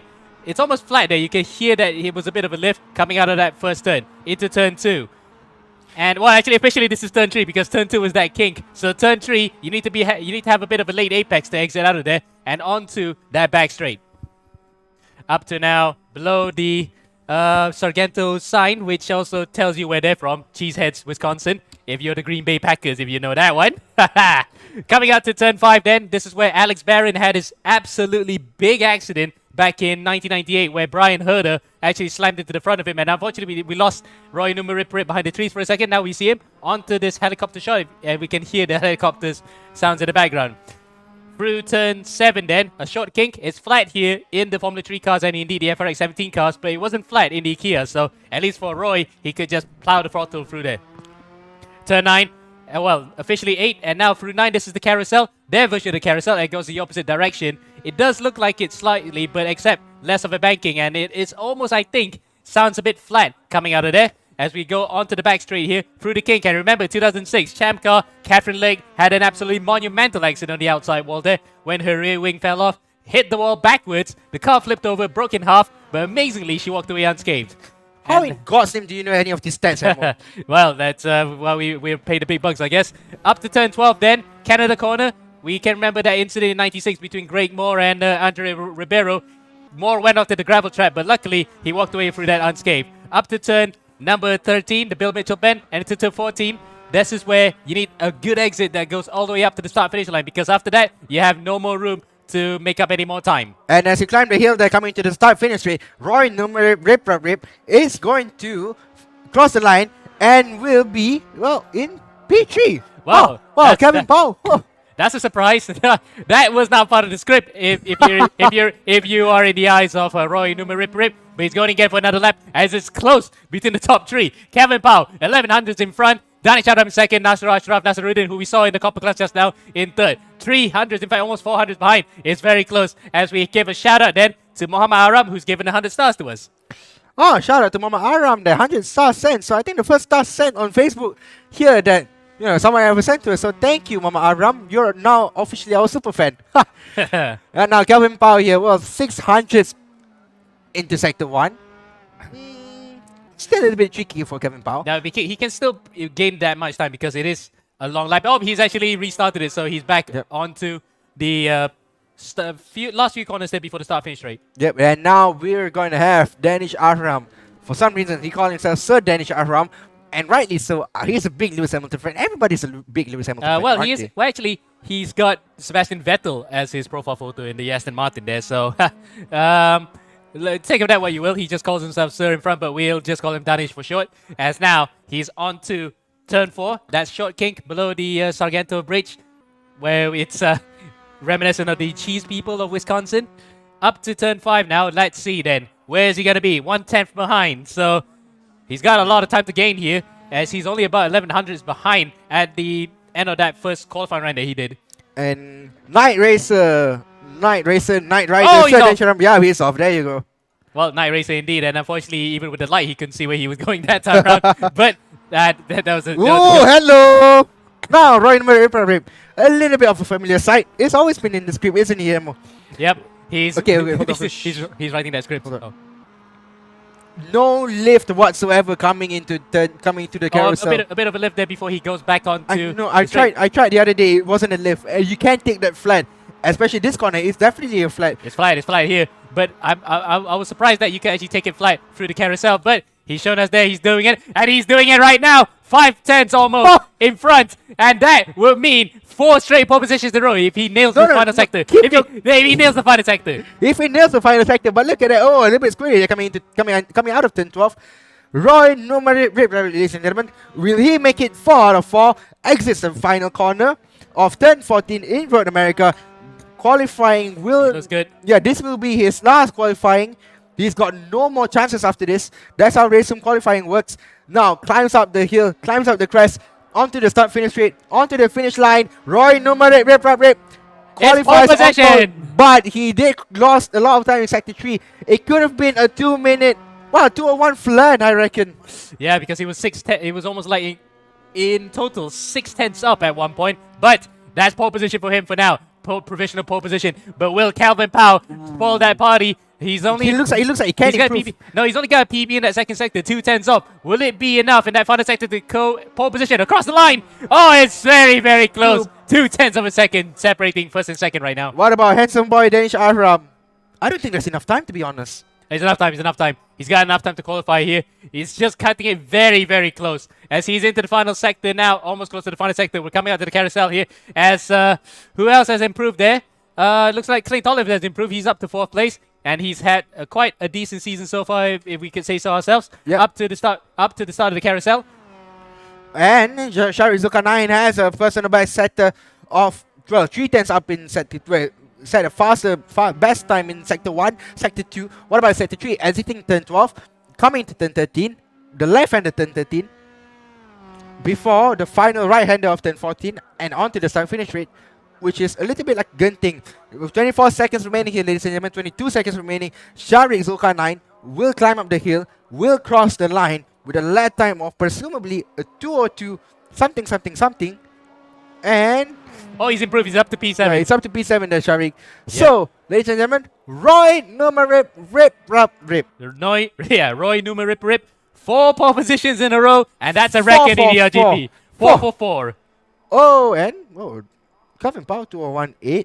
Oh, Dennis he's Shafram. the only 2 drivers in the 201s, and he ran him close, but unfortunately, no cigar this time. But he is on the front row, and the race is important. But the real question is, can Roy Numa Ripperip convert that pole into a win? It's going to be very tricky for Roy. It's going to be very tricky. He's never won races from pole. That's the main issue. And final race of the season, Roy. Come on. Yeah. Got to win something. Yeah, finally time to break that duck. But he's been so good. He's been like the Mr. Saturday in the virtual world. He has been able to actually crack the code in terms of 1 lap pace. But in terms of the overall, the long distance race, it has been a bit of a tricky thing for him. Now he has every opportunity to exercise those demons. We are in the final race of the season, Global Edition 9 for the Copper class. We shout out to our sponsors, Axel, Life Apparel, Royal Slango, X-Park, and Race Room. That's our sponsors who, without them, it won't be possible. As we have the 5 red lights on the gantry now. We're underway here for the final time in bronze. Kevin Paul gets a bad getaway there. So Dennis Shafram moves out of position up to P2. Kevin Paul loses a position. Will lose another position there. There you see, drops from 2 positions at the start finish straight itself. And indeed, we lose a bit of the cars there behind the trees. Don't know why we have that kind of camera angle. It's a bit of a long shot. But 17 drivers, all of them in the race, and looks as though all of them have gotten away safely as Roy Numa Rip has converted the pole position into a whole shot into turn 1. He's maintained the lead in front of Danish Arab, who has actually punched his way through to be up into 2nd place. And P2 in the championship here, Sharik Zulkarnain up to P5. Looks like he can get the move done on his FSA Racing teammate Azwan Anwar. Now FSA Racing has won the championship. Sharik moved with a beautiful move around the outside there of Azwan. Well, Azwan there didn't put up much of a fight, so he really had to back off there. I think they know full well that they're all in their Discord channels talking to each other. Who's in the championship, who's not, they have to let them know so that they can actually help each other out. Yep, and now Danish Shahram here in P2. Roy Numa Rip. That's It's a lot of mouthful there. It's very difficult when Roy. How about we just call him Roy Rip? Yeah, we're just going to call him Roy from now on. Now Roy in the lead. Calvin Powell in P3 lost a position at the start of the race. Danish Ahram here, 2 tenths behind. Sharik Zulkarnain though, right behind of Calvin Powell. Now, Calvin Powell is in P7 in championship, but he's not going to make Sharik's life any easy whatsoever. Indeed. And the fact that Sharik only is about 7 points behind Danish anyway, as Danish goes around the outside, takes the lead here, goes out onto the escape road, and is he able to take it? Roy is going to fight for it, but no, Roy has actually conceded the lead for now as we come up to the end of lap 1 here, Afiq. Yep, and a beautiful move by Sir Danish Ahram there. So we move on to the heli shot.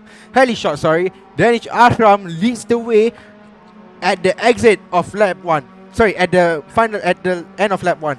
But look at that, Roy Numa Rip has the slipstream. Roy Rip, he's on his tail.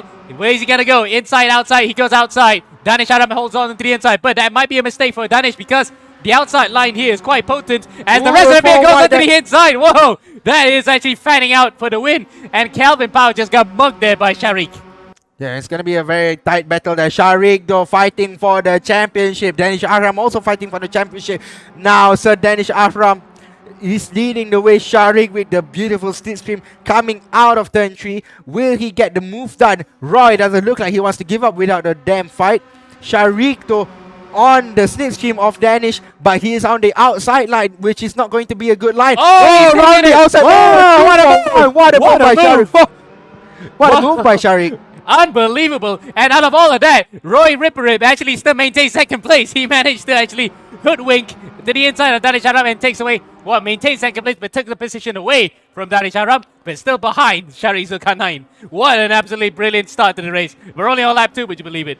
Yep, and like I said, Browns has always been delivering ever since its inception. Sharik though with a beautiful move around the outside, 2-for-1 move out of turn 5. Indeed. and he got double the toe there for a second because 2 cars right in front of him. He had a big load of slipstream and manages to make it happen. But now that slipstream might be not in his favor because he's the one punching the hole through the air for the guy behind, as Keith Mo is actually battling for third, the final position on the rostrum with Danish Aram. Yep, Keith Moore, ladies and gentlemen. Youngster, young boy from KL actually. Oh, gets the move done on Danish Aram. Danish Aram loses the position. Or has it, because Danish will have the inside here coming out to turn 13. But Keith hangs around the outside. We have to move into the inside coming to turn 14. So a beautiful move there by Keith Moore. Danish Aram moves a little bit over the curb. But the issue with Keith is that he won't have the slipstream of Roy. Roy is too far forward. Indeed, and the fact that they've lost that magic zone of about 5/10 to 7/10 of a second. And now he has to fend off here as Roy now tries to move around the outside. This time he doesn't have any drivers behind to distract him. Will he try to make it around the outside at turn 1? Oh, that's quite ballsy, but he cuts across. Ooh, almost get the move done. Yes, and look at that. While both of them were battling, Keith Mo's now right up. Oh no, Keith! Oh no! Oh, Roy! Keith Mo. That was Keith. Also the fact that was Keith's. I think that was definitely Keith's fault entirely. He tried a move from way out, from far behind, and he has paid the price for it. Yep, and still will have an inquiry into that, so it's a little bit ambitious there by Keith Moore. Definitely a penalty coming into his play. But look at the battle at the back there, ladies and gentlemen. 5-way fight for P4 in the final, in race 1 of Global Edition Season 9 in the bronze category. Wow, we have nowhere to look here. Everywhere you go, it's an absolutely big battle between the drivers up in front. But at the moment, at least, where is pole for race 2, Afiq? Where is pole for race 2? I think it's a top 12. If it's a top 12, then Roy will have every opportunity here to avenge this race 1 loss and start from pole position race 2. Yeah, but we're gonna have to wait and see. Now looking down at the server settings. So reverse start order places is 15. So 15th will be pole, and that currently is being held by Derek Chang. So Roy will have an opportunity here to avenge this loss in race 1, but he's still got a race to go here. He can still claw his way back up to this battle between these huge gaggle of cars if he actually nails the next few laps, as Hamdani then defends 5th place from Clint Olive. And Clint, I did say earlier, has a decent season, well, because he had actually won 4th place, so at least one race and he got into that top 5 is not bad going, but he will like to pad up those results in this final round of the season, as now we come up the crest of the hill onto the start-finish line to start lap number 4. And on lap 3 here, lap 4, and Keith Mo then is chasing Danish Arab with Sharik Zulkarnain up in front here, boosting his championship chances. It is boosting a championship chances. Look at the battle there at the back of the grid. Oh my goodness. Bronze, deliver some more. We want more from Bronze. 8.5 minutes to go, almost at the quarter-way mark. And look at that. Keith Mo made the move on Danish Aram there. Yeah, so Danish Aram. And Kevin Powell as well. Yep. And in talking about 2 for 1, but in the opposite direction where he lost 2, Danish Aram has actually lost 2 positions to both Keith Mo and Calvin Powell. That is not what he wanted in his championship fight. Sharik then streaking away. He will get maximum points out of this. And currently, fastest lap here is actually being held by Sharik. He's the only driver currently in the 203s. 203s there by Sharik. 203.5. Oh, a few drivers actually spinning there. Well, half spins. And luckily, they both held it. One of them was Yazir Raza, aka Yazir Zidane, and the other one was actually Calvin Powell. He actually firewalled the throttle a bit too much there and lost a few positions. Coming up then to turn number 8.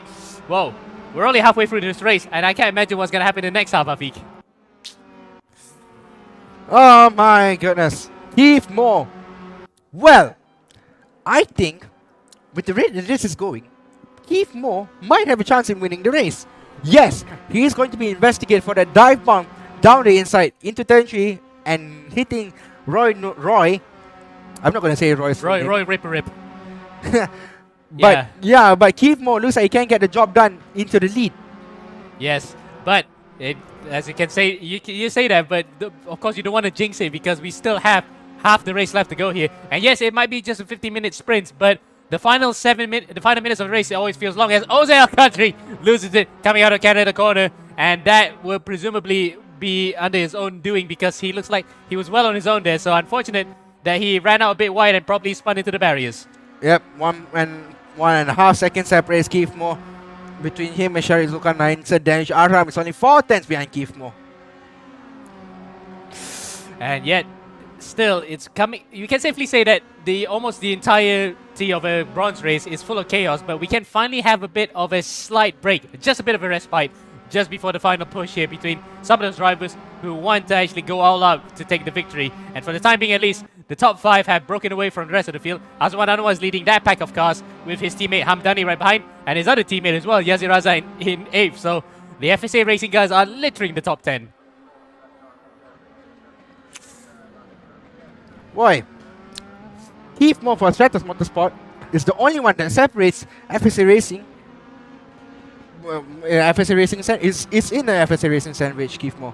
Yep. And I think you were going for a 1, 2, 3 there, but unfortunately because because I realized that the guy in 4th place is Clint Olive and he's racing for us and Z, so it's not going to be a clean spirited podium like before that we had in the previous season where, remember Silverstone, that crazy finale to race 2 where Sharik won that time.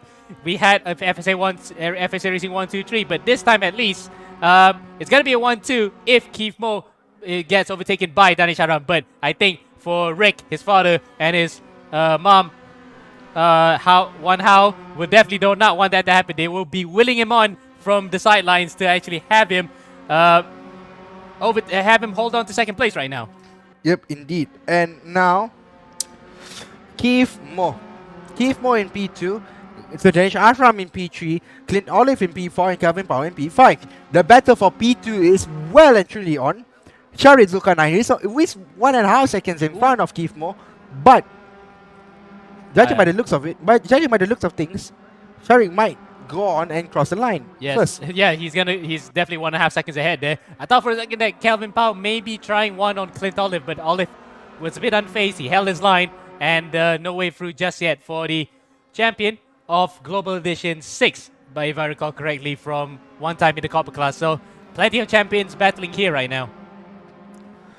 Statsman Amon, please do your job. Who's going to lead the championship once all this is once race 1 is over? Oh, look at that! That's Clint Olive. Before we go back to that little question there, Clint Olive dives one on the inside Danish Aram, and that will actually complicate matters even more into the championship fight because Sharik up in front will have the full complement of points and currently, at least provisionally, fastest lap of the race. So he'll have 27 points on the board. Danish Aram, if he finishes in 3rd right now, where he is, he'll slip to 2nd place. It doesn't drop points, 4 points behind. There. And yes, Kelvin Powell actually tried one on the inside of Clint Olive there, but if he stays where he is, he will slip to 2nd behind his teammate by just about 4 points. 4 points the difference coming into the final round of the season, Afik. 4 points is what separates them. God damn. Bronze delivers once again. Well, take a drink every time he says that, by the way, folks. If I have $1 every time I say bronze delivers, I think I'll be a millionaire by now. Yes, you would. Danish Aram here in B3, sitting comfortably. I mean, he did have that collision between himself. Did gain a position at the start, and is currently sitting comfortably in P3. But doesn't look like he can get the job done. He's got Clint Olive for company as Clint Olive tries to make a move on the inside. Coming to 10-12.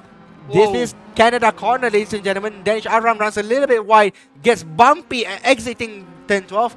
And Clint Olive getting closer. Kelvin Powell getting closer. And looks like Clint Olive almost looks like he tried to get the move done coming into 10-14. Yeah, and he couldn't make it through there. We've seen before, like in the Copper class, where Reynaldo Julie was under severe attack from Ricky Sacha. Ricky had one last chance to take away the lead in the final lap, and he blew it as he actually went onto the inside, went a bit too deep, and gave the lead back to Julie, which of course in turn provisionally gave him the championship. But look at that, Danish Aram actually under attack from Olive. Olive on the inside, Danish on the outside. Who's gonna make it out on top? They both touch each other there. Again. It's close. No, but I gotta focus a bit on the lead here, ladies and gentlemen. Sharik Zulkarnain is getting pressured by Keith Moore. Keith Moore, oh my goodness, 2:02.7 is the lap time by Keith Moore. Keith Moore sets the quickest lap time of the race. That's going to be an additional 2 points. It's going to complicate things, especially for Sharik. Keith Moore coming to turn 5, looks around the outside. Sharik defends down the inside. Oh, as it comes together again. It's Sharik Spin! Sharik Spin! Oh!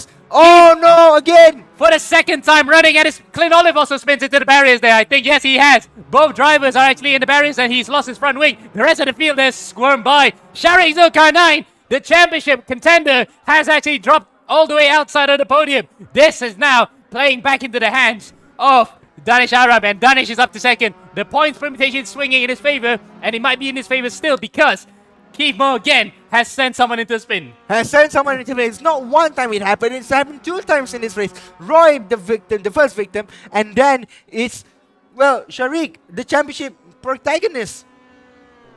Wow, how many collisions is he going to be involved today? The Season 8 champion in Copper, and the battle's still not over yet. This is potentially going to be the battle for the win because this is Kevin Powell and Danish Adam fighting for second, And but they know full well there Keith Moore might have a penalty. Might have a penalty, especially with the 2 contact.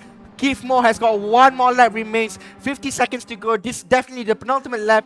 Now Danish Avram defending because he knows that his championship is on the line. Kevin Powell looks like he's trying to make a move down the inside, coming into 10-14. Kevin Powell gets the job done, coming into 10-14, moves out of position and might take the lead as well. But this is not over yet, folks. Sir Danish Avram leads the way. Sir Danish Avram is right behind Kevin Powell with the slipstream in hand.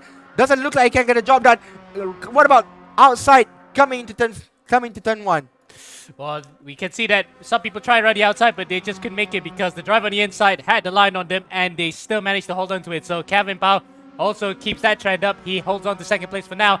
As Danish Aram then, he is in a comfortable position at the moment. Whatever Sharik does right now, he will not be able to overhaul the points in the first race at least, but that complicates matters for the second race, Afiq. And it might be a battle for the last podium places as well. We are not sure what the stewards have to say, but say that Keith does get a penalty. It might be a 10-second penalty. Then the battle for the podium places is finally on. Meanwhile, but we got to focus on our battle for the second position whatsoever. Kelvin Powell from the academy is in P2. Keith Moore is down. Is 2.5 seconds up on Kelvin Powell. Danish Ashram though, only a few tenths behind Kelvin. Yeah, indeed. And right now, at least, provisionally, Keith Moore will take the win, but it is a messy win. It is probably another one that he'll be proud about, that's for sure, because he has sent 2 potential drivers who could have been battling for the race win out into the kitty litter and into Narnia. So he really then will probably have to say that, yep, this win maybe is a hollow victory, and he will definitely be facing the wrath of the stewards later on, but we cannot do any more assumptions. We'll say that he wins this race.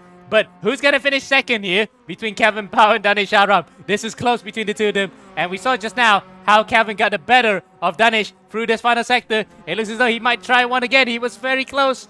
Nope, no way through there. So, for the first time this season, and provisionally at least because penalties to be taken into account, Keith Moore will come out of the final corner out of turn 14, makes the run for home now, and will win provisionally in race number 2 here. Keith Moore then for Stratus Motorsport. Up through the crest, through the famous hill at the start of Road America here, crosses the line, takes victory, but it'll be a hollow one considering what has happened throughout the entire race. Second is Kevin Powell, third Danish Aram, fourth is Mohammad Hamdani, and fifth Yazir Raza, which makes it 3-4-5 FSA guys. 3-4-5 FSA guys. Now we're gonna have Keith Moore on the line, and as soon as Keith gets his video working, we can't really see Keith at the moment. But I think he can hear us, I guess. So. Yeah, Keith can hear us. So Keith? Oh yes, he started his video. So Keith, can you hear us? Yep, I can.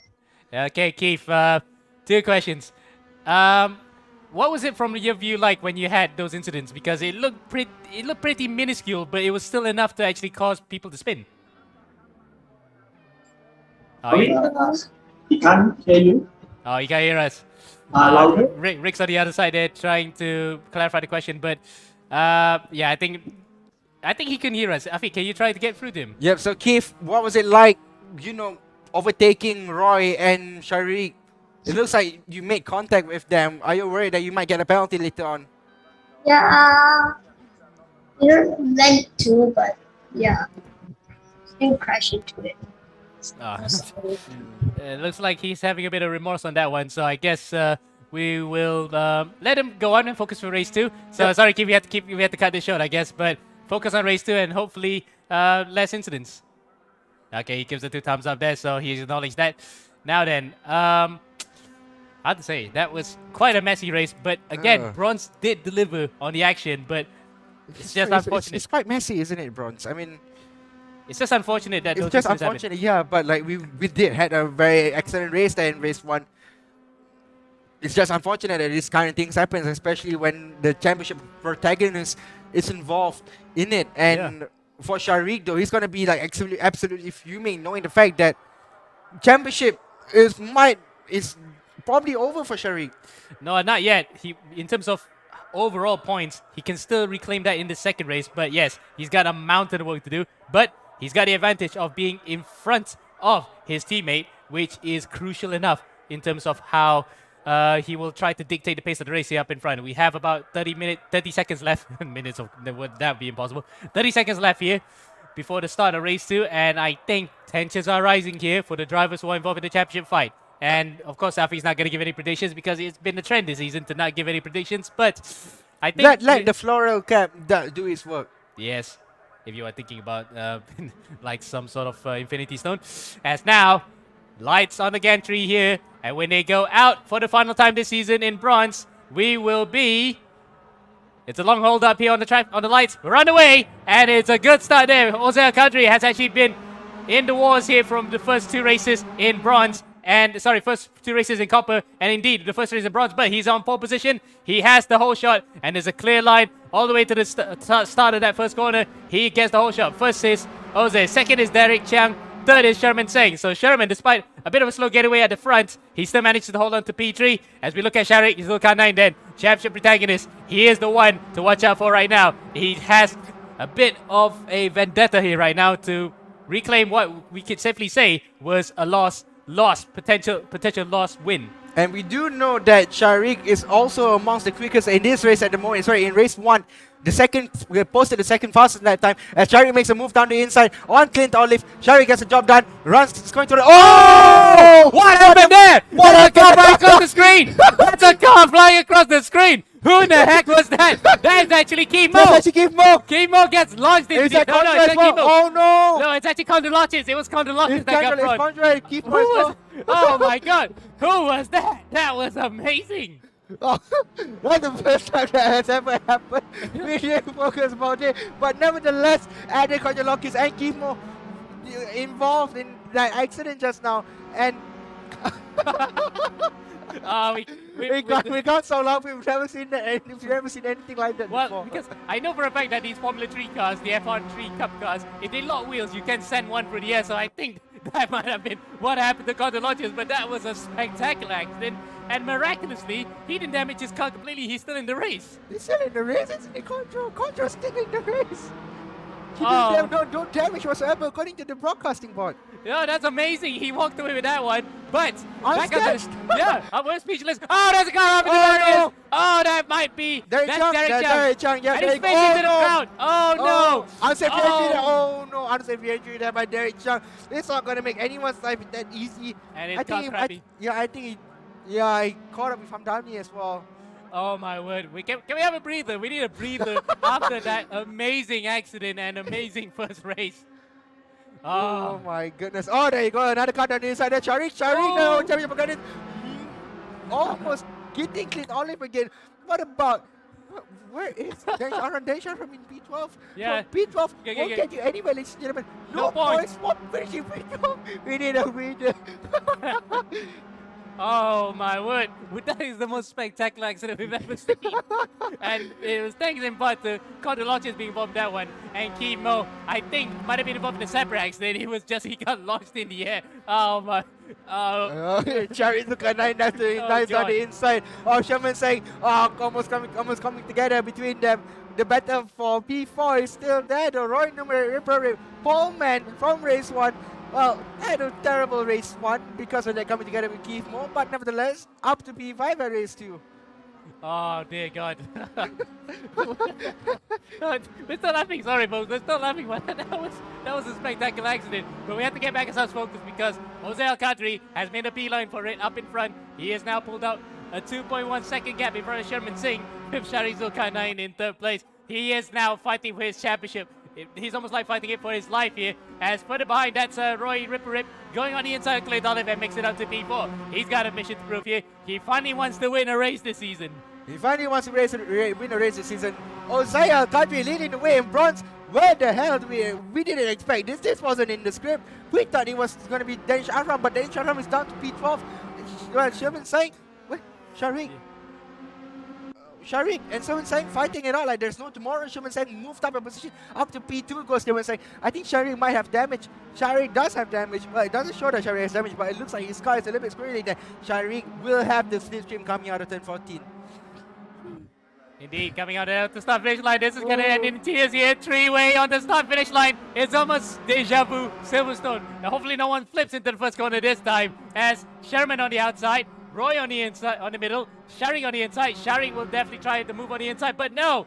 Around the outside goes Sherman and takes away, well, defends second place away from Sharing. Now, then, back to focus. Sherman saying, there's a 5 car. Well, 1, 2, hold on. I need to count back. Where is the helican when you need it? Okay, hold on. Let's count. 1, 2, 3, 4, 5, 6, 7, 8 cars for the 8 cars battling for the final start of the podium. There you go. Sherry Zukanan tries to make a move down the inside. Coming into turn 5. Will get the job done on Sherman saying. No, Sherman saying went all the way to Hollander, didn't he? And Antoine Anwar follows him still out of sympathy. So both of those guys went off. And out of all of that, Sherman is the one that got shafted the most. All the way to P9, in fact. He's dropped all the way to 9th behind this entire gaggle of cars who are battling for not only second place but also third place. So they're battling for the final 2 positions of the roster. All the while then Ozel Al-Qadri, trying to make up for a disappointing round in copper, is leading the way here in bronze. That was an awesome incident. I'm still gonna take my mind away from it. He went completely backwards and somehow no damage. Yep, and now round number is right behind Sharik Zulkarnain. Now, Sharik's lap time in the previous lap was a 2:04. Zidane on the inside. Oh, 3-way, almost airborne there. Okay, we have to stay with this battle. We definitely have to stay with this battle because it's heating up here. 5-way fight for the final set of the podium, ladies and gentlemen. 8-way, 7-way fight for the final set of the Roy podium. around the outside makes the move stick. He actually he can race wheel to wheel these guys. He wants to actually claim the final win of the season here for the bronze class. But he's got 3.5 seconds. Get this battle. They're fighting it out like that. So tomorrow, 8 minutes and 45 seconds remaining. Jose Al-Qadri 3.4 seconds in the lead between him and Roy. Between him and victory with 8.5 minutes to go. Shari Zukaran looks like he's trying to make a move down the outside, coming into turn 1. Will he get the job done? Ooh, he does make it right the outside. And guess what? That was a brave move. And I did say before that the outside line is OP. And there we go. Testament to that. If you can actually get up alongside somebody and enough of momentum, you can make it through. So Sharik then up to second and fighting for his championship. As Danish Aram, progress on him. He's up to P10. P10 will only get you 1 point though. It's not enough. It's not enough for Danish. Yep, well, you can tell you're talking on that. I'm trying to count the championship points right now. It's so close between the guys at the top. Yes, Shari moves down the inside, defending, but Roy will get the switchback, but it's not close. So Roy still stays in P3. Meanwhile, Abdul Yazid moves down a position. Clint Olive with a beautiful move down the inside, coming to turn 5. Gets a move done on Zidane and Sharik though. Ooh, Roy, round the outside, round the inside, coming into the small kink. Oh, and Sharik runs a bit wide there. He has the inside line coming into the carousel. As behind them, that's Clint Olive also trying to have a piece of this. He goes on the inside, and he nearly makes it through. Roy cuts across the nose of him, and onto the inside goes Yazid Zidane. Yazid Raza tries to actually go wheel to wheel. This is not going to go on. It's going to end in tears if someone gets it wrong around the outside of the kink. Yep, the biggest winner here in this race is Jose Al-Qadri at the moment. The gap between him and the guy in second place is for almost 4 seconds. Roy number coming to turn 12. On Sharik Zulkarnain, will he make it move from the outside like what Sharik did coming to turn 1? Doesn't look like he can get the job done. But nevertheless, Sharik still stays in P2. Roy still stays in P3. You have Clint Olive in P4. Asman Anwar, climbing up 2 positions after capitalizing on the mistake made by Zidane. Indeed. And now, points permutation, 15 points separated between Sharik Zulkarnain and Ozel and, Danish Aram. So Danish then will win the championship provisionally if he still stays in the points, even 1 point. And the fact that Sharik needs to win this race if he stands in any chance of overhauling his teammate. But it's a tough all day here because he's got the rest of the field fighting. Around the outside goes Roy. He goes on the gravel trap. almost coming together between him and Sharik. Almost these two had a collision with Keithmo into turn 1. Sorry, in race 1 just now, in the previous race. They don't want to compromise any more points. They can't lose any more points in this championship. Oh, wow. And oh, look at that. Roy goes to the inside. Clint on the outside. And he goes back to the inside. Three-way coming out to turn 5. This is not going to end well for anybody if they get it wrong. Oh, Roy actually cuts across in front of us. Oh no, they come together between them. Clint Olive and Roy. No matter if gets closer again. And here's each other again coming into turn 5. Oh, this is an excellent battle. What a way to end the season. Regardless of who's leading right now, he's going to have no cameras focused on him. He's going to win it. Jose Alcantri, 3.7 seconds ahead, has no idea what's going on right behind him. It's an amazing race right now for the battle for the last 2 positions on the podium. And it's still not over yet. It's like that one meme that you normally see on Instagram or Facebook, that one guy watching his phone while the others behind him is fighting to the death. That's what Jose Alcantri is experiencing at the moment, folks. Wow, take a breather, folks. We only have about 5 minutes left here, and I think we can take a bit of a breather. It has settled a little bit of rhythm because we're waiting for those drivers to make that final push. But having said that, it looks as though John McGregor, who finished 6th in that first race, he has been having a quiet round and indeed quiet season. But at least still, he's going to finish off with a flourish in the top 10 as Roy Rip has actually still kept 4th place ahead of Azwan Anwar. He's trying to chase for 3rd. He was up to 2nd for a time before he dropped back behind these two. And Clint Olive, though, he's come alive in the final few laps in the closing stages of this race. He is on the charge here, trying to get up to the back of Sharik Zulkarnain. Now, look at the slipstream, ladies and gentlemen. Clint Olive, Sharik defending on the inside.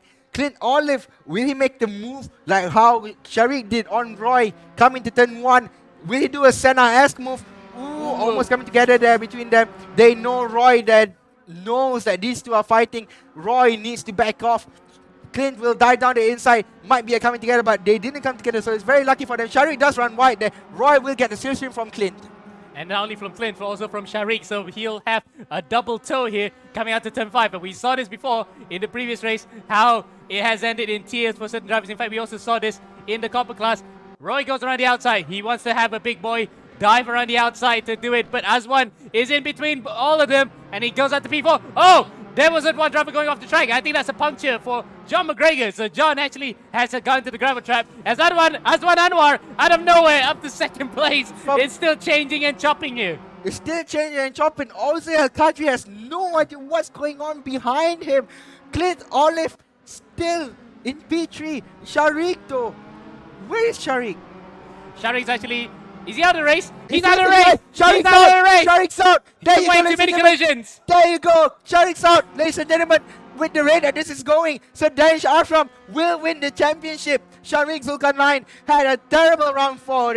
In race 1, he got collected by Keithmo while leading the race. In race 2, he's been involved in too many collisions, and race 2 decided, nope, that's it, you're done for the night. Too bad for Sharik, but nevertheless, battle for the final side of the podium is still going on. Clint Olive dies on the inside coming to turn 12. And Azwan Anwar trying to uphold the honor of the FSA Racing Boys for his teammate Sharik Zulkarnain, who has unfortunately dropped out of the race and completely out of contention for the championship. So he'll finish 2nd at best because the guy in 3rd place, Dave Smart, is not in this race, and Hamdani has had an anonymous round as well. And Roy's out as well. No, Roy's out as well. Oh, Roy's out as well. Roy's so that's out it. as well. He is not going to end the season with a win, so that's unfortunate. He'll move on for next season. 4 man, 4 for 4. And he's fist bumping right now. He's very happy, but I don't know why I don't know how he's happy about something, but I think he's going to be happy with the fact that he's got 4 poles. No one has ever achieved that in eracinggp. Clint Olive down the outside, almost coming together with Azwan Anwar. Oh my goodness. Take a breather. I was about to say Hamdani had an anonymous race for race 2. At least race 1 he was up to 4th. So he is going to be around at least 3rd place. He'll finish this in fact, the way that the other drivers have had results as well, it's still up in the air in terms of the results. But we know for a fact that up in front, the championship belongs to this man, Danish Aram, and he could just cruise along safely here in this top 10. He knows that he can't afford any collisions whatsoever. He knows that he has to back off from this fight. He knows that... Oh! There you go, never mind. Yeah, just as he said it. He managed to avoid that one. Just like Moses splitting the waters. It's exactly what Danish Aram did. Dear Didn't lose the God. position whatsoever. Yeah, and he managed to gain 2 positions here up to P10. Not P10, sorry, up to P6 he goes. And I was about to say 10 points, but in fact it will be 5 points. But those 5 valuable points will be enough for him to take the championship for bronze. As we are on board finally with Jose Alcantara. He's been having quite a quiet race up in front, but take nothing away from him. He deserved this one because he had a torrent race. Quiet. Don't jinx anything, Emo. Don't jinx anything. Jose Alcantara leads the way. Now, the fact is that Jose Alcantara is 4 seconds in front of them, and Azwan Anwar and, well, Clint Olive fighting like there's no tomorrow. It's like Australia versus Malaysia all over again. It is Australia versus Malaysia all over again. In what way? All over again, what way? We don't play cricket together? No, maybe we did that one time. No, for football, we would not even met the Socceroos. Yep, nevertheless, Azwan Anwar lost the position there, exiting turn 12. Now, Clint Olive weaves right to left, needs to break the slipstream from Azwan Anwar if he wants to keep this second place. Oh. Again, had to take another breather because we're on the final lap here for the final time this season in an amazing bronze class. And I think for the foreseeable future, we will have to keep the Formula 3 Cup cars in the bronze class. There's going to be the third season in a row that they'll be racing in the Formula 3 cars for bronze. But we don't care about that because it has provided absolutely amazing racing, and the drivers themselves agree they love this car. Oh, wow.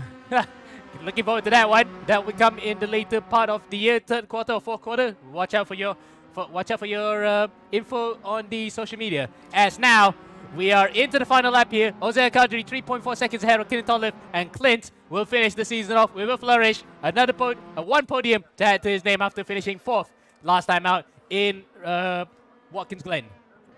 Yep, Jose Alcantara is racing from the academy, and you see that this man started racing last season and is currently leading his way, exiting carousel now. He knows what's at stake. He knows the pressure that's building up to him. Indeed. And he has had, I think, 1 win from last season, and he's going to add another one here. He's going to come across into the final sector here through the forest of Wisconsin, Elkhart Lake, up to Canada Corner for the final time this season, and indeed this race. It looks as though it's just in the clear now as Azwan Anwar in 3rd place, trying to battle for Clint Olive, but I think it won't be enough because Clint may just hold on here unless of course he wants to try a dive bomb at turn 14. But up in front, he has been unbothered the whole race. Jose Alcantara out of turn 14, up through the rise on the Road to America straight here, over the brow, will take victory in the bronze class race 2 for round 4, the final round of the season here, Global Edition 9. He takes it, and he weaves across the line like Sebastian Vettel in his prime. 2nd place is Clint Olive, 3rd Azwan Anwar, 4th Yasir Azab, 5th Chris Chu, but 6th and potentially, provisionally, the champion for bronze is Danish Aram.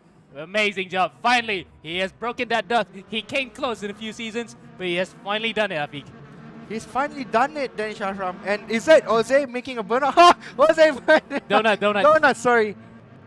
Well, end of the season, and you can brush off those tires. And indeed, Danish Aram does the same thing.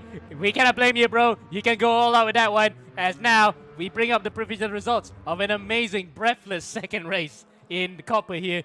Wow. Oh. Who are we going to talk to? Of course, we're going to talk to the champion. We're going to talk to Danish Ashram champion. Danish Ashram, please unmute your mic. We need to hear your beautiful voice. Congratulations on winning bronze. Really tough season. I've been leading the championship for the whole way. The car is super heavy. Oh my, unbelievable. You lost always. I think you kind of like you kind of feel like Sebastian Vettel when he won his final championship in India in 2013. He was like bowing to the car. I think you owe a lot to this car, right? That you've been with this entire season. It has been a roller coaster of emotions, isn't it? Thank you, thank you so much. Well, yep. The finger, yes, the finger returns and is in the form of Sir Danish Aram, Esquire here. And thank you for Danish. And hopefully we'll see you next season in the bronze, in the silver class. Thank you so much. Right. So, take a breath, bro. Take a breath, guys. We just an amazing race, and bronze has absolutely delivered in all fronts in every single round. And I think we can continue looking forward to that next season. But for now, we'll take a breather. We'll have a bit of a respite before we go for the championship decider. And we're going for gold here in the gold class and silver classes. Championship both still up for grabs. We'll be right back. Hold on. Before that, I'm a millionaire now. Bronze delivered again tonight. We'll be right back, folks.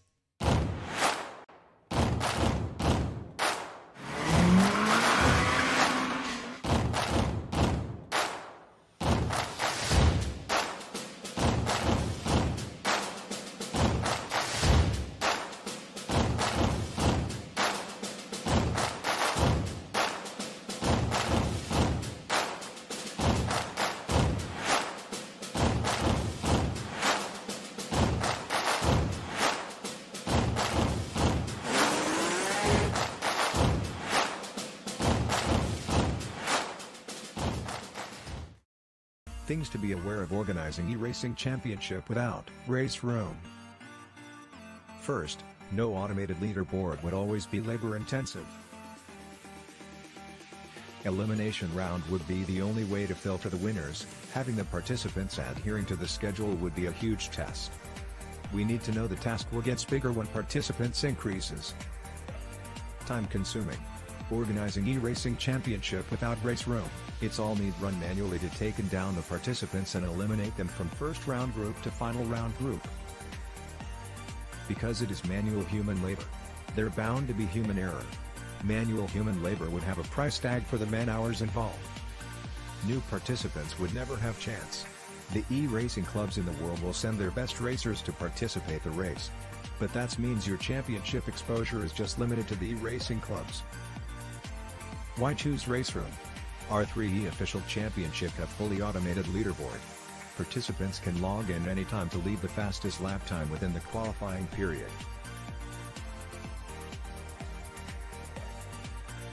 Each of the racers already have their ranks with race room. Next, save time. You can have unlimited amounts of participants in a super short time to qualifying them to final race. Race room can cover unlimited amount of participants. We have a full automated esports ecosystem from qualifying leaderboard to broadcast AI. Besides, race room's free contents lets everyone can participate to the race.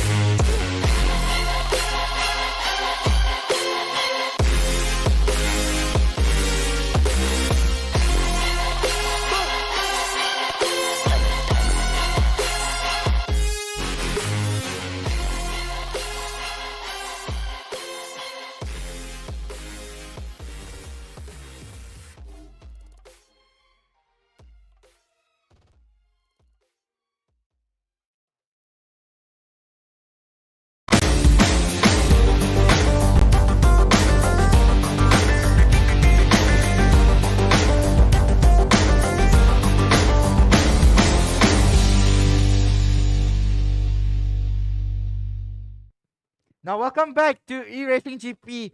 You don't really see me wear a mask that often, but that's because I have race 2's winner. Sorry, race 2 for the bronze category winner, Jose Al-Kadri with me, who was racing at Academy. And, well, Jose, it's been, what, 2 seasons of Global, and you've won your first race. Congratulations. Thanks, man. Yeah, so, now tell me about it. I mean, you've never won any races before in EAGP before. No. Yeah, I was actually pretty annoyed because I was doing copper just now. I did my qualifying, and it was actually the best time I put in like the whole week. And then when I couldn't start the race. There was nobody else around me, and so I had to leave the server, and I couldn't do copper.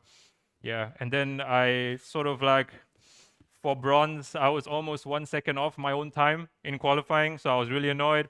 And then during the race, I managed to gain a few positions, but I spun twice. I got tapped once, and then I got hit from behind, so I was really annoyed. And then, lo and behold, I start P1 for the next race. So, okay. And it was like what? First from you converted a pole to a win. Yeah. But you know, did the pressure accumulated to you? Did it felt like?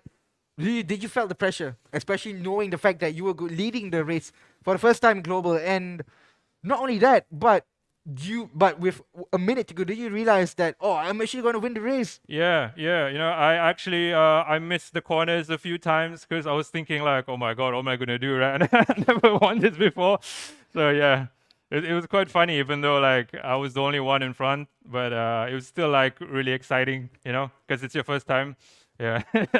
Yeah, and what about the flying car that you witnessed just now? I mean, you told me about it before we went to the broadcast that you saw that in your mirrors. Like, Yeah. I have no idea who that was, but like, I was so happy, man. Sorry. Yeah. So I think, well, congratulations, sir. And Thanks, congrats bro. on your first win in ERGP. Thank you. We're looking forward to Thank you. see you in Yeah. Global Edition Season 10. Of course, man. Yeah. And for you viewers, thank you for, watching that awesome bronze race. Yeah. So this is Jose. I'm going to go back to M1 now, but first I'm going to talk to you about the standings. Sorry, the track that we're racing here tonight. Just a little reminder. So the track tonight is Road America, and 6.515 kilometers long track. It runs in a clockwise direction. So, well, American track runs in a clockwise direction. You don't really see that much, but well, Emo. Yeah. Oh, wait. It's- This is like, again, we keep mentioning the tracks being in an opposite direction normally in America, but we get to see it now, clockwise direction. Not like what you see in most most circuits in America where it's oval and runs in the anti-clockwise direction. This time it's the Spa North America. We can safely say, I think. Well, a very long track, isn't it, Emo? But Yes. first, we have to go to the global standings. We have to go to the, driver standings. Now, Yep. in goal, look at that. Taspi leading the way with 89 points and Ayman Hakim with 83 points. So, you have the two protagonists in the championship, Taspi and Ayman, Tadashi and Taspi Hamilton. Well, we call him Taspi Hamilton because he loves Lewis Hamilton. Same applies with his elder brother. That's me, Hamilton. That's the first I've ever heard him being called Hamilton because They both support Hamilton. Yeah, Look at it's that. true. He's got the Hamilton driver profile on Yep. his. So the rest of the very field, true. we see Mads Bilton, also a big Lewis fan. He's in third. He'll probably try to help out his cousin big time. Fourth is Nico Sage, and the rest of the field include the likes of Sharik Zulkarnain, who probably wants to finish the season on a high after becoming so agonizingly close to winning the bronze class. Yep, indeed. And now then you have, well, the silver standings for that matter. Silver standings. You have Aldo Balogulen comfortably leading the way with 15 point advantage on Yang Mingchu. Yep. Yaming, I spoke to him prior to this. He says that he needs to win regardless. He needs to really go at it at Aldo to actually stand off any chance of taking the title away from him. Third is Zikri, the current champion for bronze. He is he is in third in front of Justin Hung and Danish Arab, our champion in the bronze class. So plenty of champions here and champions elect in this class. Now we move on to the other standings that we need to focus on. Yep. Nations Cup, and I think to safely say it, Malaysia have won it. Malaysia have definitely won it because there have been so many Malaysian drivers who have contributed to the country's points totals, and it's up now in front of Singapore and the Philippines. While the team standings, we have the likes of FSA Racing, who have been so dominant throughout this entire season, is almost like monolithically ahead of the rest because they have so many drivers involved. They're up in front of the Academy and Stratum Motorsports in third. So that's your standings over a run-through of the entire championship standings in all four classes, and indeed the other two cups that we have, the Teams Cup and the Nations Cup. We go back to the action here, and we see, in practice right now at least, Son Edu is actually leading the way. And unfortunately, we did say last week that he did win the race on the road, but unfortunately, because of a server error, it should have been a 15-minute race. It became a 15-lap race, so a bit of an error in race room spot, but it wasn't Son that won last week, unfortunately. Yeah, but we tried to be fair to everyone, and we did apologize to the racers on that matter. So the results were taken at the end of lap 12. So you had Tasby win the race, didn't it? Yep. In fact, no, it was Mas Bilton who won. Second was Tasby, and third was Nico Sage, who was running out of fuel towards the closing stages of that race. He coasted. He had 0% as he crossed the line, so he was lucky to still be in third in that particular regard, so second in that regard, and was still classified third. So not bad going for him. And in his first season in gold, he showed that he can go toe to toe with some of the fastest drivers in the Asia Pacific region. Yep. But first, we need to mention our lovely sponsors. Our lovely sponsor for today, Excel Sports. Well, not for today per se, for the entire global edition. Yes. Excel Sports. Come on. Yes. Yeah. Then Life Apparel for making this awesome tees. Remember, they have a lot of stores here in Klang Valley. They have one in IOI City Mall, the other in Deepos one. I've been lucky to, went to both wearing the Life Apparel shirt, and then the lady asked me, I've never seen that shirt before. I mean, yeah, it was created for us Excel workers. Yes, exclusive shirts. Exclusively for Excel. And exclusively as well for those drivers who win Yeah, in Global Edition, they get the eracinggp shirt. You might have seen the likes of Keith Moore wearing it. And the best part about winning eracinggp, any championship for that matter, you have to champion. Turn around, Emo. Oh, wait, No, we don't have this. We don't have this. But the champions get their own shirt, and plus also trophies from Royal Selangor and Xbox Malaysia. Yes, Xbox Malaysia officially. This is Xbox Soundwaves Arena that we are in right now, that we do the broadcast. Thank you for them for hosting that, and Race Room for giving us the platform throughout this entire season. So thank you to every single party involved for making this whole thing possible for the last 9 seasons. And now, the culmination of it, we are seeing the creme de la creme, the gold class and the silver class go head-to-head here, and the championships are still up for grabs here for both classes. Yep, indeed. And now the problem with it is that we don't seem to be going straight to the server. Oh, no, we are. No, and we in fact, are now. we are continuing on the trend from qualifying last time out in Road America. Sorry, Watkins Glen. We're doing it in Road America here. Drivers are exiting the pit lane together, and we expect some slipstream politics here at play, Afiq. Oh, slipstream politics. You think that politics is bad enough? Well, get ready to see slipstream politics. We do have a total of 16 drivers here tonight. You have the likes of, bronze winner just now, Danish Ashram. Well, he didn't win any races per se, but he did win the championship in bronze. Yeah, in fact, if you look at his results, he did win one race, and it was the very first race all in Suzuka. He's just been very consistent throughout the entire time. He wins bronze provisionally, but he was just so ahead, unassailably and incontrovertibly in front of Shari Zokana and the rest of the field. While we are now looking at, that's not John McGregor, by the way. John McGregor is driving in the Stratos color car, aptly because we had the E1 championship. That's Danish Aram. Oh, he has a spin. That's not what you want to start your opening lap with, and that's gonna cost him big time here because it's such a big circuit, 6.5 kilometers long, that a lap here, even on an out lap, will take you a long time to get back up to the start-finish straight. Meanwhile, we look at the other contender for the silver class, Yan Ming Chiu. He is second in the standings, at least for now. Yep, Yan Ming here. Oh, he goes onto the grass as well. Don't tell. Well, we can't believe that a lot of these guys might have championship jitters here today. I think we're going to focus on Tasby. Yep. In fact, they were overtaking one of the cars. In fact, I think that was Jin Masvilton or Yura Prasanta who was supporting Renato Julie throughout the entire way in the comment section when we were watching the Copper class. He is here right now in the race himself, making his return to the championship. While up in front here, Muhammad Tasby will now come out of turn 14 and will go on board with him for a flying lap around Road America here in Elkhart Lake, Wisconsin. Across the start-finish line now. And here we go. Under the flag stands. You can see there, full throttle, 7th gear, up to 350. You can hear the car tapping out a bit because that's the top speed. Through turn 1. It's flat. It's definitely flat. Up to turn 2 and 3. This is turn 3 officially. only two drops a gears couple now. of gears. Yeah, so in 5th gear, down to 5th gear, exiting, correct, coming into turn 3. Yep, under the Sagato Bridge, the Cheese People, aka the Cheese People of Wisconsin. Now then, coming up through 4 and 5, the Marine drop, or the Marine sweep. Turn 5 here, using all the curb on the outside. That's where a lot of people try to actually stop the car, and they have done so. So it's a common trend here for a lot of guys in the gold and silver classes. Through turn 6 and 7, it's faster than I could speak right now because that's how fast these cars really travel. Up to turn 8. Oh, look at that, full commitment. These cars, of course, have no traction control. So we come out now to turn 9 and 10, the carousel. This is Road America's version of the carousel, and it is almost, I think in fact it was flat. It was completely flat there, coming out of the carousel to turn 11, the kink. Of course, it is flat. You have no problems with these cars. But Up, see, down. but see, the top speed is what? 315. It's like walk-ins all over again. Yeah, 315. Or in Tasby's case, he said that he was dropping 309. Oh, a bit of a shimmy coming out of that final, out of Canada corner there into the final sector. But I think it should just be counted. Onto turn 14, onto the start-finish line now. Will this be the gauntlet that he will throw to the ground that everyone will try to battle with? Across the line now, it is a 129. Well, in fact, almost a 129. It's a 30.0 and immediately goes back to the pits for yet another run. Tasby is on pole. Second is Mesviltip by 5/10, and third Ayman Hakim, who's surprisingly a second and a half, 1.1 seconds behind. Dylan Wilton. I think we're gonna talk a lot about him. He's just exiting the pits now.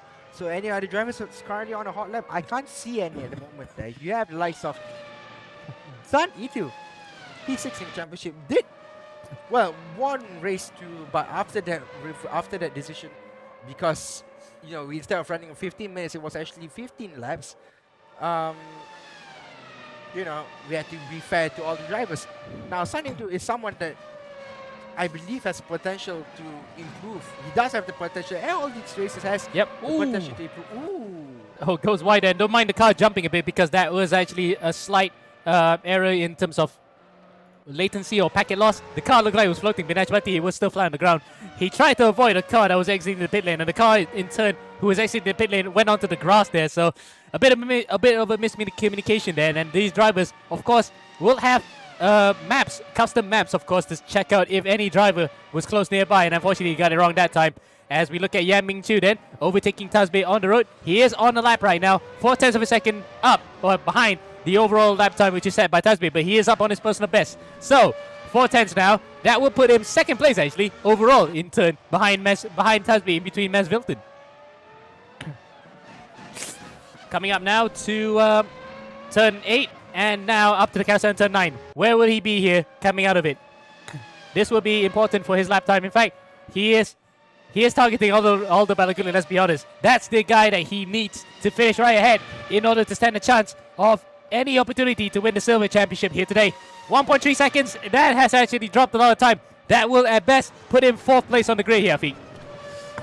4th place on the grid is what Yang Ming needs to. That's Nico Sage. That was Nico Sage, I think. Well, Nico Sage could have given a little bit of way, but nevertheless, Yang Ming exits the final corner. A little bit squirrely by Yang Ming, but he's going to climb up the hill and he's going to cross the line. But what will his lap time be? It's a 31.2, and yep, and by our P4, ranking P4. Yep, exactly. P4, there you go. Exactly just how I was predicting it. P4 for him, in between Ayman Hakim and Aldo Balagulian, but he leads the way in silver. So pole for silver, that's not bad going for him. That will be extra points that he could chip off from Balagulian. Oh, that's a close one there between Nico Sage and himself. Ooh, Jin. Jin, 400s up. 500s even up in front of his cousin Mohamed Tasby, but he's got a car in front. That's not what he wanted. In fact, look at that. He's lost 0.4 of a second there. He's lost a huge amount of time to the time that he was setting, and that was not what he wanted, Afiq. But he's got no more time left to set the next lap. So that's it. Oh, that's gone. That's and gone. he might be complaining there. Who was that? Who was that was blocking him? We're not so sure who might that be, but I think that might be one of the G Energy cars. So, or Etihad cars. No, that could have been Yazir Razak, that could have been Chris Chu. Let's see where it is. Okay, well, let's see if it was Chris Chu. Across the line then. Yep, that was in fact Chris Chu that actually blocked Jin Masvilton, and that might have some inquiries there behind the scenes because we don't normally give penalties for the grid, as there's a car on the apex for Balagulin. No! That is as close as you could get. And again, that may not be Nico Sage, of course, because they run the similar color cars. It could have been Sharik, it could have been Nico Sage, because those were the same cars. But look at that, Aldo is actually improving. Yep, personal best, 1.1 seconds up on his previous time, and he's losing positions here. Yaziraza has gone up to 5th place, so he needs a good final sector here to stand up any chance to be right beside his chief championship rival Yan Mingchu as he comes across the line now over the brow here at Road America. Across the line is P4. He's taken pole position in silver, but not for long. But looks as though, like, for a second, I think Yan Ming might have gotten it, but no. Aldo Balagulin is on pole position for the silver class, but overall and in gold is Tasbih once again, who has actually come out trumps here. 7/10 of a second ahead, unless, of course, Ayman can pull something out of the bag in the final lap. Now, 6 seconds, 5 seconds, 4 seconds, 3, 2, 1. No, that's it. That's the end. And Yuda Prasanta brings up the rear here, who is supporting his teammate in copper, Reynaldo Julie, as we go back onto the 2-cam shot here. Now then, well, that's 5 points to Tasbih, and he has gained 2 on Ayman Hakim. So that's 2 more points that Ayman Hakim has lost in this championship fight in gold. We can't wait for the race here. This is going to be a heck of a fight. A titanic battle between the Team Flash driver and the Blue Steel Racing driver. Yep, indeed. And now, but I can't make any predictions whatsoever. I mean, last round of gold and silver, yeah, they deliver in walk-ins. So I'm expecting the more of the same for this race, but as commentators, yeah, we can't make it. We can't make any predictions whatsoever because it's so interesting. Yes, well, we can probably do it, but then we might have jinxed somebody. So let's not make anything right now. This is important here for both drivers to be in a cool, calm state of mind, as what's on the line here is bragging rights and a championship here. So we're on the grid right now. Tasbih on pole position. Jim Masvilton right beside him, his cousin, as a blocker. Rear gunner to defend off from Ayman Hakim, who I think might just drive the race of his life here to get the better of Masvilton. With 4th position, Aldo Balagulin fighting for silver honors. We are going to get the red lights on the gantry here for the final time for race 1 this season. Round 4 of gold and silver. And we hear the refs. We're on the way, and it's Masvilton with a poor start. He has actually been bugged here as Yan Ming punches through, takes away 3rd place, nearly gets out to 2nd. Oh! Further behind, big accident. It looks as though one car is stalled, and I think that might be the Nico Sage. Oh no! What has happened to the young French-Malaysian's car? Danish Adams out of the race as well, and of course John McGregor was involved in that. He has lost his front wing. And the rest of the field then, I thought it was going to be a clean start, but we go up to the back and to the front. Yan Ming was squeezed up to the wall there by Ayman Hakim. Ayman was actually trying to prevent the car from behind. He might have thought it was actually Masvilton, but Masvilton somehow manages to stay in the top 4. As he goes around the outside, he spins slightly. He nearly goes off into the gravel trap. Behind there, Yaziraza and Hamdani in their little battle. Yan Ming battling with a gold driver, and unfortunately he has to concede that position, but I think that may be just the jitters on the start there for Masvilton, but the rest of the field then go away safely, as leader of the race right now is Tasbih by 1.2 seconds ahead of Ayman Hakim. Yep, and now at the moment, Ballas esports driver Ayman Hakim is 1.5 seconds behind Tasbih, so he's not getting closer. The gap is actually increasing. Matthew Yang Ming Chu is in front of Jin. Yeah, Matthew Chu, he managed to get in front of Jin Masvilton, so that's the start he wanted. And it's not looking good for Aldo Balagulin, to be honest. Yep, Aldo. Oh, there's Masvilton. Masvilton has actually spun into the gravel trap there, slight gravel and grass, but he wanted to attack Yan Ming, hit the back of him, and he spun. That's not what he wanted. He wanted to help out his cousin here right in front with the championship on the line, but now he's going to have to recover from 9th place to try and score some points in this first race. As meanwhile, across the line, the rest of the field here, Hamdani, who is, I think, in silver. He's in second right now. Hamdani's in gold. It's gold. So it's 4th place, 3rd place overall, in front of Balagulin, who's second in the silver class. Yazir Raza as well. Oh no! Yeah, Hamdani is off into the gravel trap, and he tries to actually cut across for Balagulin. Balagulin has the DRS, and he is going to use it for all it's worth on this back straight.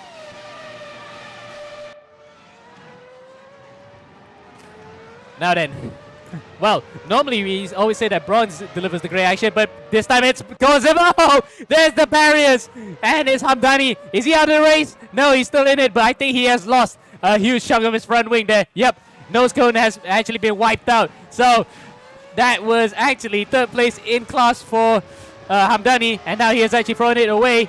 But up in front, first in silver, is still Yaming Chu in front of Alder Balagulan. He has to do all he could here to try and take away the points. It's only 15, so 5 points, the 15 points, the separation between the both of them. Balagulan had 1 extra point, so that's 16. If this things stay where they are, and if Yaming can get the fastest lap of the race, it might just drop to just 9 points. That's a huge swing, but he's got all to do as we have, well, someone actually getting a Stewart's warning there, but that was just for a brief flash of a second. Now then, Justin Hung is actually right up the back of Yazir Raza. They're in their own little battle here for 3rd and 4th place. It's Sonny Du. He has a drive-through penalty for speeding in the pit lane, and of course, I presume that was also for the fact that he had to come into the pits after being involved in that melee at the start. Jin Masvilton, the guy who spanned, is down to P7. Ayman Hakim, the guy who overtook Jin Masvilton at the start of the race, is up to P2. But Taspi is running away, just like Forrest. You know what Jenny said to Forrest all the time? Yeah, run, Forrest, run. Wait. Taspi runs white. Yeah, run, Forrest, run. Anyway, run, Forrest, run is what Jenny told Forrest. Now, what I'm telling Taspi is, run, Taspi, run.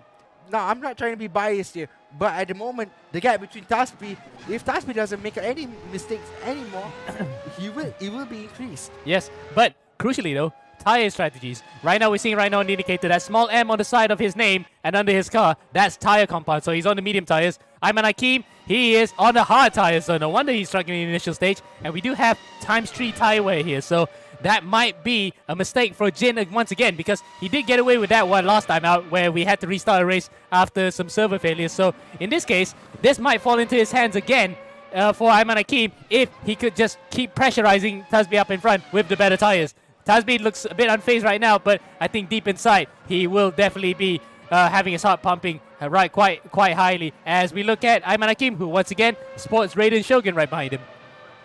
Please don't mention that. No, it's just the name. There's nothing wrong about that. I think it's just the name of a character from a video game. Yep. Anyway, Ayman Hakim, the guy on the bottom right of your screen, with wearing a tracksuit and wearing his gloves, mimicking what's it like to drive without any AC whatsoever, is in 2nd place and is with their hard tires. And remember, tire wear for gold and silver is ×3. So it's going to be very difficult for some of these guys, especially if you don't know how to manage these tires. If you have one off or one spin whatsoever, that's it. Your tires are toasted. Yes, same with indeed. you as well. Indeed. It's kind of like in GT3 racing where if you pick up a bit of marble, a bit of grass on the side, that's it. Your tires are completely wasted for that particular stint. So you do not want to have that, especially the fact that these tires are wearing out quite quickly. Now then, coming into this race, they were about 7 points separating, 6 points separating between Tasbi and Ayman Hakim. Now, it's still about 8 because of the way that the qualifying session played out for both Tasbi and Ayman. Tasbi was on pole, Ayman was in 3rd, and that was not what Ayman wanted. Yep, and yes, you get 5 points for finishing first. Sorry, for qualifying on pole in gold and silver. Well, not in gold and silver, in all the classes at the moment. Then you have 4 points for qualifying 2nd, 3 points for 3rd, 2 points for 4th, and 1 point for 5th. 1 point for 5th actually. And at the moment as it stands, Tasbi will win the race and will collect all the 25 points. And as I'm looking at the fastest lap time at the moment, Is Tasbi. It's Tasbi by about 0.4 of a second. Almost 0.4 of a second. So, but that's because by virtue of the fact that he is on the medium tire, so he has the grip to actually stay out there.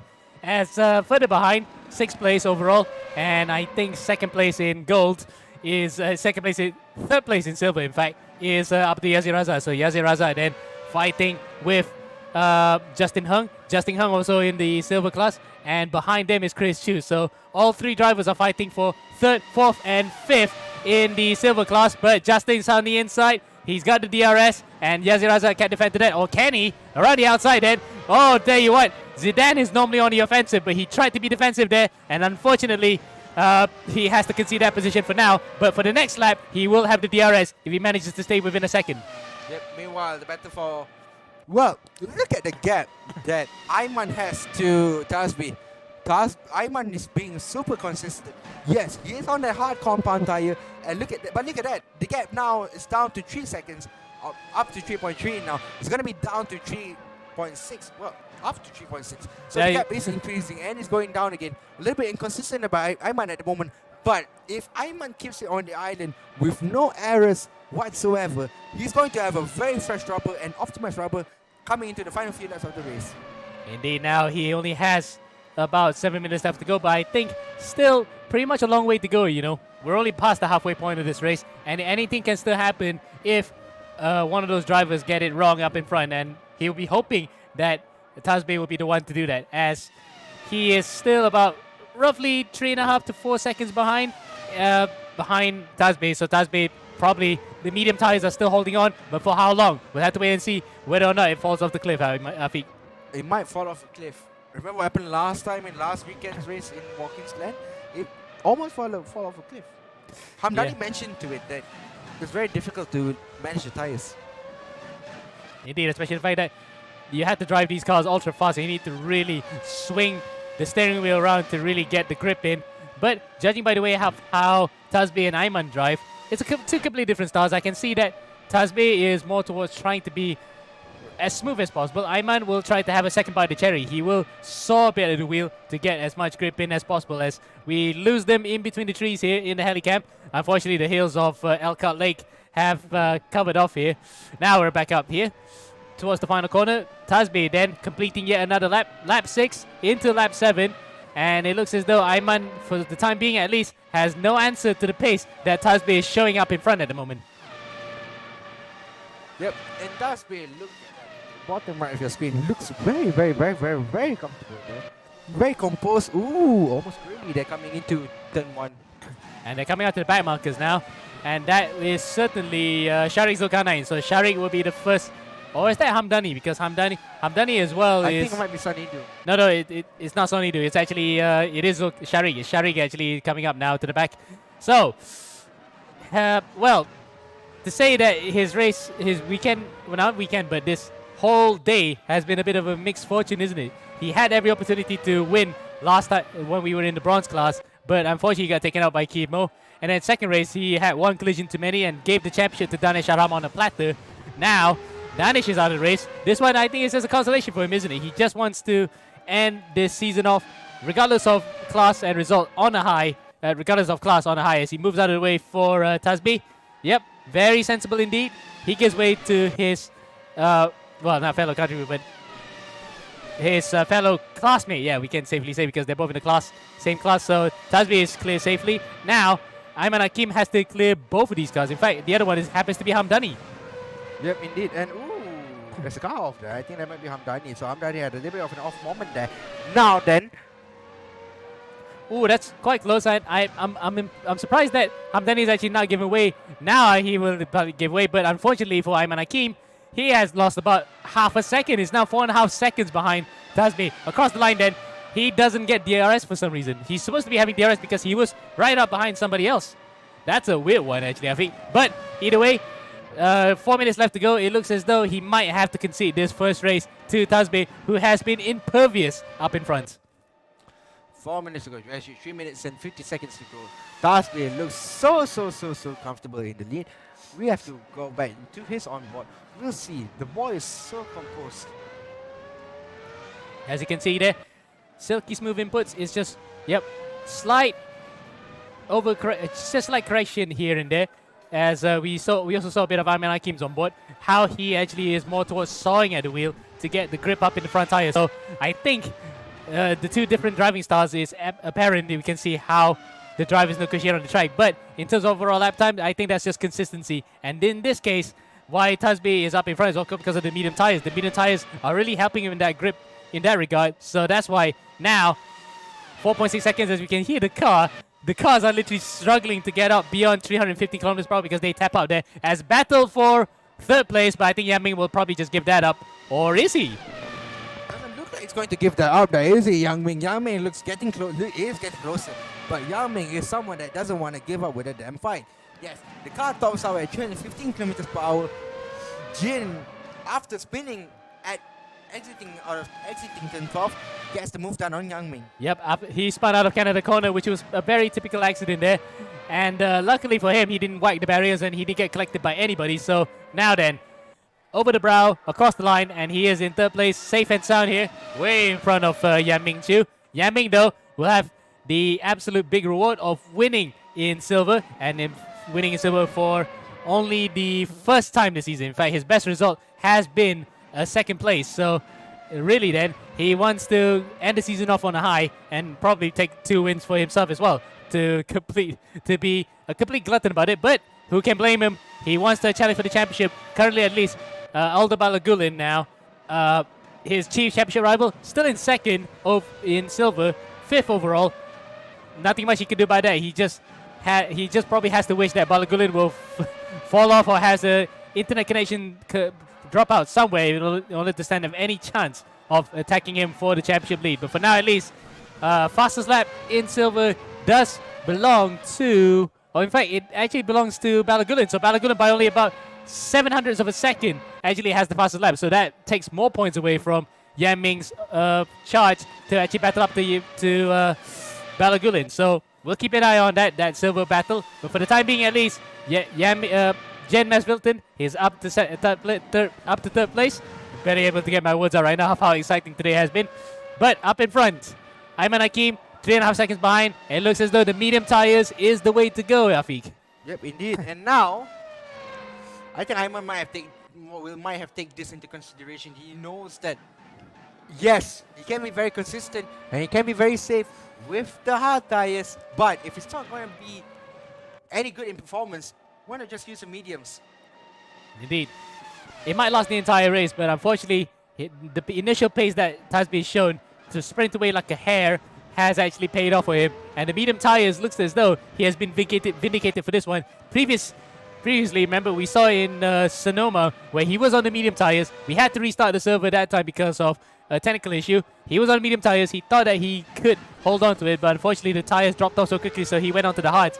This time, though, it seems to be more of an inspired choice to go on the softer compound of tires between the two that are normally used for the race, and has absolutely run away with it. And now he is having one hand on the trophy here in the gold class. Through the kink for the final time onto Canada corner. There's no answer from Ayman Hakim. Even with just 2.5 seconds separating between the both of them, is not enough to overhaul Tasby. Tasby has driven an absolutely brilliant race from the front. Absolutely impervious form, and coming out to the final corner now will take victory here for only the second time this season. I thought for a second he ran out of the field for, the 4th time this season. Across the line, Tasby goes and takes victory here in the gold class. Will extend his championship lead over Ayman Hakim, and again, proverbially, has one hand on the trophy. Third place will be Jin Masvilton. Ayman Hakim has crossed the line in second. We'll have an interview with Jin pretty soon. Yan Ming Chu then will cross in 4th place overall, but he will win in silver for the first time this season. And now, Afiq, take it away. We'll have a word with Jin Masvilton. Jin Masvilton, I think... Sorry, with Muhammad Tasby. Dear God. That was a big mistake there. With Muhammad Tasby. So, Tasby, handsome boy from Singapore.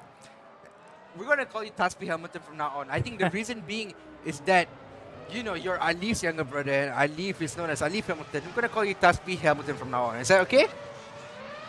I can't really hear you guys that well. Okay, never mind. So the waxing I heard lyrical... that I'm Alif's younger brother, but yeah. Okay, there we go. So your waxing lyrical, unfortunately, is only caught for the air. But Tasby, well done for this one. And it seems as though the medium tires seem to be the way to go, isn't it? Because it seemed to have lasted the whole race. Yeah, but it's really close actually. I'll tell you guys maybe in the second interview how much my tire percent was to see if anybody else would go on the mediums, but very close. Very close indeed. So no wonder Ayman could catch up to him, as we can try to view the results in full while we're still talking to you. What do you expect for the second race? Are you willing to go gung-ho in this one, or are you going to just take it easy? I don't know. I usually just happens, and we'll have to see where we are after like the first lap, and then we'll go from there. Okay, that's a brilliant answer there. I think he's just keeping his cards close to his chest. Thank you, Tasby. We'll let you go now to start the second race, and good luck for that. Thank you. So then, short, brief, and to the point. He's absolutely, looking very psyched, isn't he, Afiq? It does look very psyched. I think that's what I like about Tasby. I've worked with him for the longest time, like that Billy Joel song. But Tasby is probably one of the most calculated, cool, calm, collected drivers that's ever come out from Singapore. You have Alif as well, but Alif is a little bit more aggressive than Tasby. Yep. From my perspective, Alif gives me more heart attacks than Tasby ever does. But Tasby also has that moment, especially that one time when I was managing him and Alif together in that one race that we did. So looking forward to see what Tasby can do. He's got one hand in the championship already, and for sure, if all goes well, it's going to be very easy for Tasby coming into the second race. Yep, but he did say that he is not going to go gung-ho. He just happens, actually. So if things were to fall his way, he will definitely try to go for it as we now come on to the start-finish straight. This is the start of race 2, the final race of this season for Global Edition 9. The cars are revving up.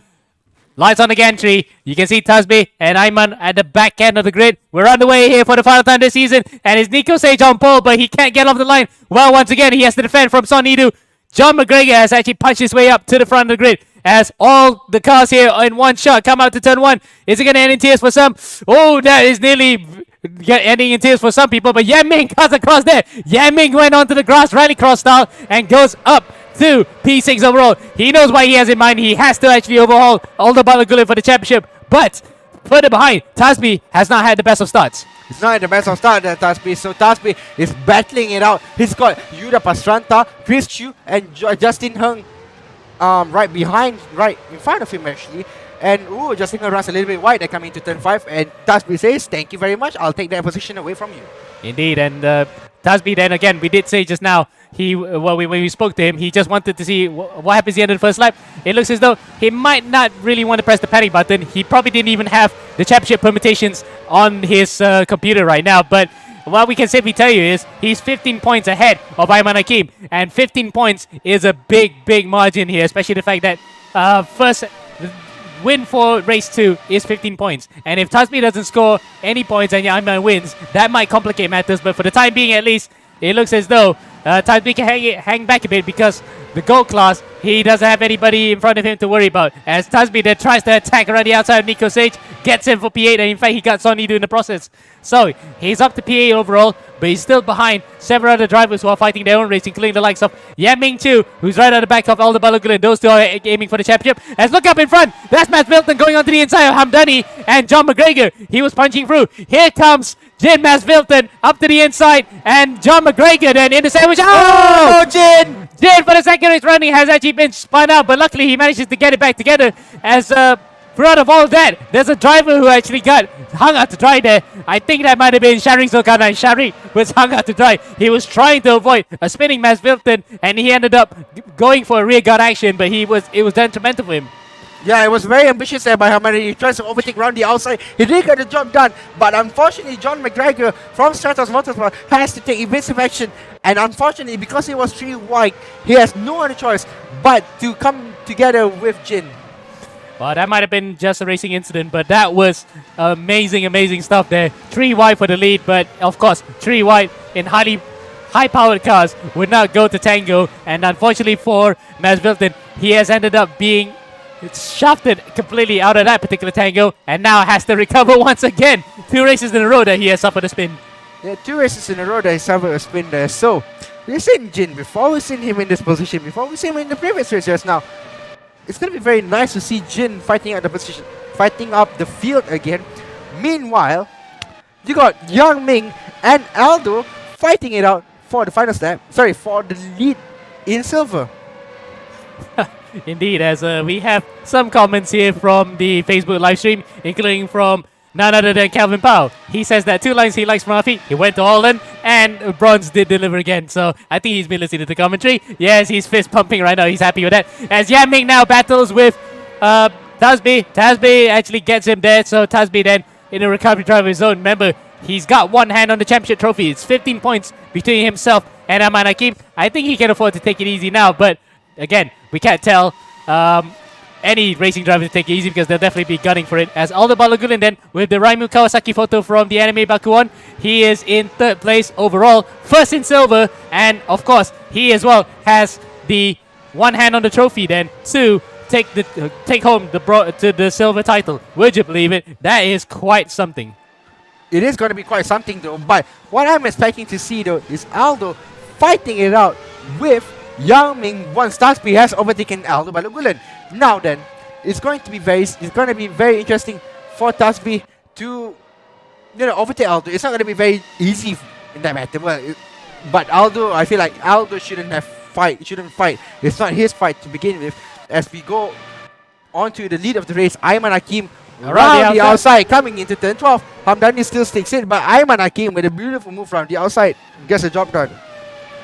Gets the job done on the safe house car, which was driven by Miko Nasi at one point. So Ayman has done that before in the E1 Championship.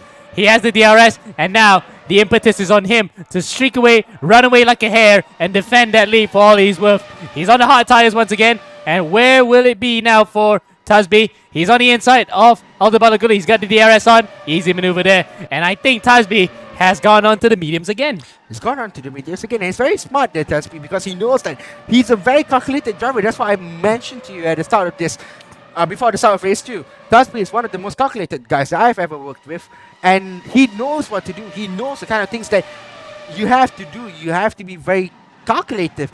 As you can see, Hamdani on the inside, and he had the DRS there, tries to go in there, coming out to turn 5, but Ayman Hakim hangs it around the outside and still holds on to it. That's a feisty drive that he has had right now. He knows full well that the championship may be a bit of a lost cause at this point in time. He just has to hope that Tasbi drops out of the race in order for Ayman to actually get the championship. But it's 15 points, plus the fact that he needs to get the faster lap of the race to stand up any chance of overhauling Tasbi at the moment. But for the time being, lead of the race is his. But for how long? Because the other guys behind him, if they stay close to each other, they will get the DRS, and that will mean bad news for Ayman. It will be bad news for Ayman, but Yang Ming though has to make progress. He's got 9 minutes exactly on the clock to make a move on Aldo Balogulan. And yes, Aldo did get the fastest lap in silver just now, so it's 2 additional points for Aldo. So the gap between him and Yang Ming in that race 1 is only down to 3 points. But if Yang Ming wins race 2 in silver and gets the fastest lap as well, he will get that 5-point advantage on Aldo. But the points, the deficit between himself and Yang Ming is about 13. So still not enough. He still needs to outscore Balogulan by an entire race win, and hoping that Balogulan drops out of the race. So that's the only opportunity that Yang Ming has to actually score a championship win here. And how my heart goes out to him. That will be the 3rd championship decided in succession that he has lost out on a championship. For Yang Ming. Oh, that's a big moment. Big moment for Hamdani there. And he was on the DRS trying to overtake Ayman Hakim. Now he is under attack from Tasbi. Alright, boys. There you go. Let's wait and see. Tasbi on the move. Looks like he has to get the job done on Ayman Hakim. The gap between him and Ayman Hakim is not that far off, ladies and gentlemen. But the issue with it is that Ayman Hakim, the gap between him and Ayman Hakim is 5/10. Tasbi has DRS too. Now, will Ayman try something different? Will he back it off and let Tasbi by so that he has DRS and overtake? That will be the key thing, because sometimes we have that kind of tactic previously, especially when we were in DTM in Global Edition 5. How crazy the racing that was with the slipstream politics. Now, Tasbi right behind Ayman Hakim. Will Ayman actually back it off and try to attack Tasbi? Or will he stay in front and try to doggedly defend for all he's worth to stay on to the lead? It looks as though Ayman has actually gone into the next lap in the lead, and he has allowed Tasbi to get a helping hand of 3 batches of another batch of DRS. 3 to be exact, to be used for this entire lap. Yep, India. Look at that. Tasbi on the move again, like I mentioned just now. Ayman and Tasbi fighting it out. We've seen this before. It can get ugly, it can get messy, but in the meantime, look at that. Okay, let's see. Hamdani tried to dive on the inside that time around, but no. Tasbi thought better of it. He turns off the DRS and stays behind Ayman for another few corners. He will not use the DRS for this next sector because it is still very tricky to use the DRS, especially it's a fast flicker set of corners, and then you come out to the slow bit, especially in turn 8 here. No way to use DRS, and no way in hell he wants to use DRS around the carousel. Ayman actually runs wide. Ayman has actually run wide at turn 8. Now Tasby has gone into the lead of the race, or that might have been tactical because he did look uncharacteristically wide coming out of turn 8 there. That was really weird. That kind of mistake was not on the cards for Ayman. He should have actually still been in the lead, but that is now advantage to him. He has the DRS to attack Tasby here. He does, and at the moment it doesn't look like, Tasby can. Tasby doesn't look like Tasby will do anything about it. Tasby did get the job done, and at the moment, Tasby has the DRS as in the final corner, and Ayman doesn't. Yes, but the fact that now he has the DRS, and he will definitely use it immediately to get up to the back of Tasby. No, he has not. He has not, actually. But Tasby still has the leftover DRS here as he comes out to turn 1. Battle on between the championship contenders here. First and second in the championship, or first and second in the race. This will be a battle, a titanic battle that we cannot miss. And Ayman finally uses his DRS here on the back straight, coming out to turn 5. We got 5 tenths gap between Ayman and Tasby. The 5 tenths is going to be down to 4. It's going to be down to 3 once this back straight is done. Yep, it's done now. There are 5 tenths is the gap. So Ayman is still keeping that gap, but the gap is only 5 tenths. So yep. But now it's his turn to pressurize Tasby into a mistake, because I think Ayman may have done that tactically to make it look like as if he... Well, okay, I'm being a bit fair on him, but it might have been also a genuine mistake that he was under severe pressure from Tasby. Now, he's losing the time here because Tasby is on the medium tires and he still has enough of a gap, enough of a grip in those tires to actually battle up in front. Meanwhile, Maz Wilton continues on his recovery drive and gets up to 5th as Yanming goes completely wide. Oh, he's into the barriers. Yanming nearly got into the barriers there. That was not what he wanted, but luckily for him, he's about 5 seconds ahead of Nico Sage. There is Nico then coming into shot, but he wanted to give space to Maz Wilton and he went completely off the marbles and into the grass. Tasby, 5 tenths is still the gap. 4 minutes remaining, so there is roughly 3 laps to go till the end of this race, and that will conclude season 9 of Global. Yep. But at the moment, as it stands, Ayman Hakim still has a DRS. And further behind, Hamdani and Balagulan are in their own little battle as well. Hamdani in gold, Balagulan in silver. Balagulan tries to go around the outside of Hamdani, and he has absolutely made it. Well, we didn't get to see that one, but I'm pretty sure I saw that maneuver coming from a mile away. And Balagulan's up to 3rd overall. That will rub into the salt into Yanming's wound that he's now looking at the back of that car that is streaking away and will definitely have sealed the championship in silver. But it's still up for grabs here in gold. Even if it is mathematically in Tasby's favor, we can never be sure what's going to happen in the next 3.5 minutes. It all comes down to this. It's up to these two then to decide who's going to be the gold champion. This would be their first ever titles, respectively, if one of them gets it. Wow. What a way to close off the season. The last 3 minutes of the entire season now comes to this. Aldeban Nugulen, the guy currently leading silver in the championship, has moved up a position into P3. Now Hamdani moves down to P4, and Hamdani doesn't look like he can get closer. Meanwhile, Ayman Hakim doesn't look like he can get closer to Tasby.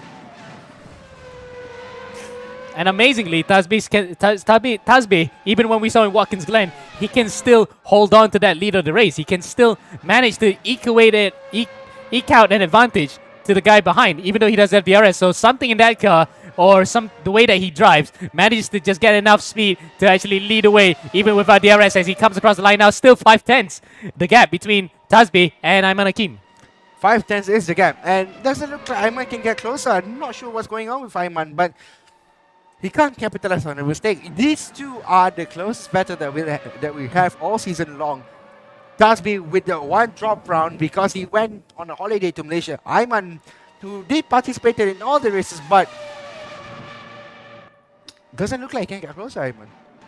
Yeah, it looks as though, again, it's the detriment of having more points per race that he actually has got up to this. As we look at Yuda Prasanta at the back of Justin Hung, Justin doesn't have a front wing, and he goes around the outside of him. Brilliant maneuver there from the Indonesian, who has seen his teammate Reynaldo Juli provisionally claim title in the copper class, and behind him, Chris Chu as well takes advantage of Justin's misfortune by going up to 10th overall. And we will sort out who wins it, where they are in respective classes. But I think that's 3rd place in the silver class for Yuda Prasanta. Slides it out of the corner, out of turn 5 there. I thought he'd cut the power cut out, but he's 3rd place in silver.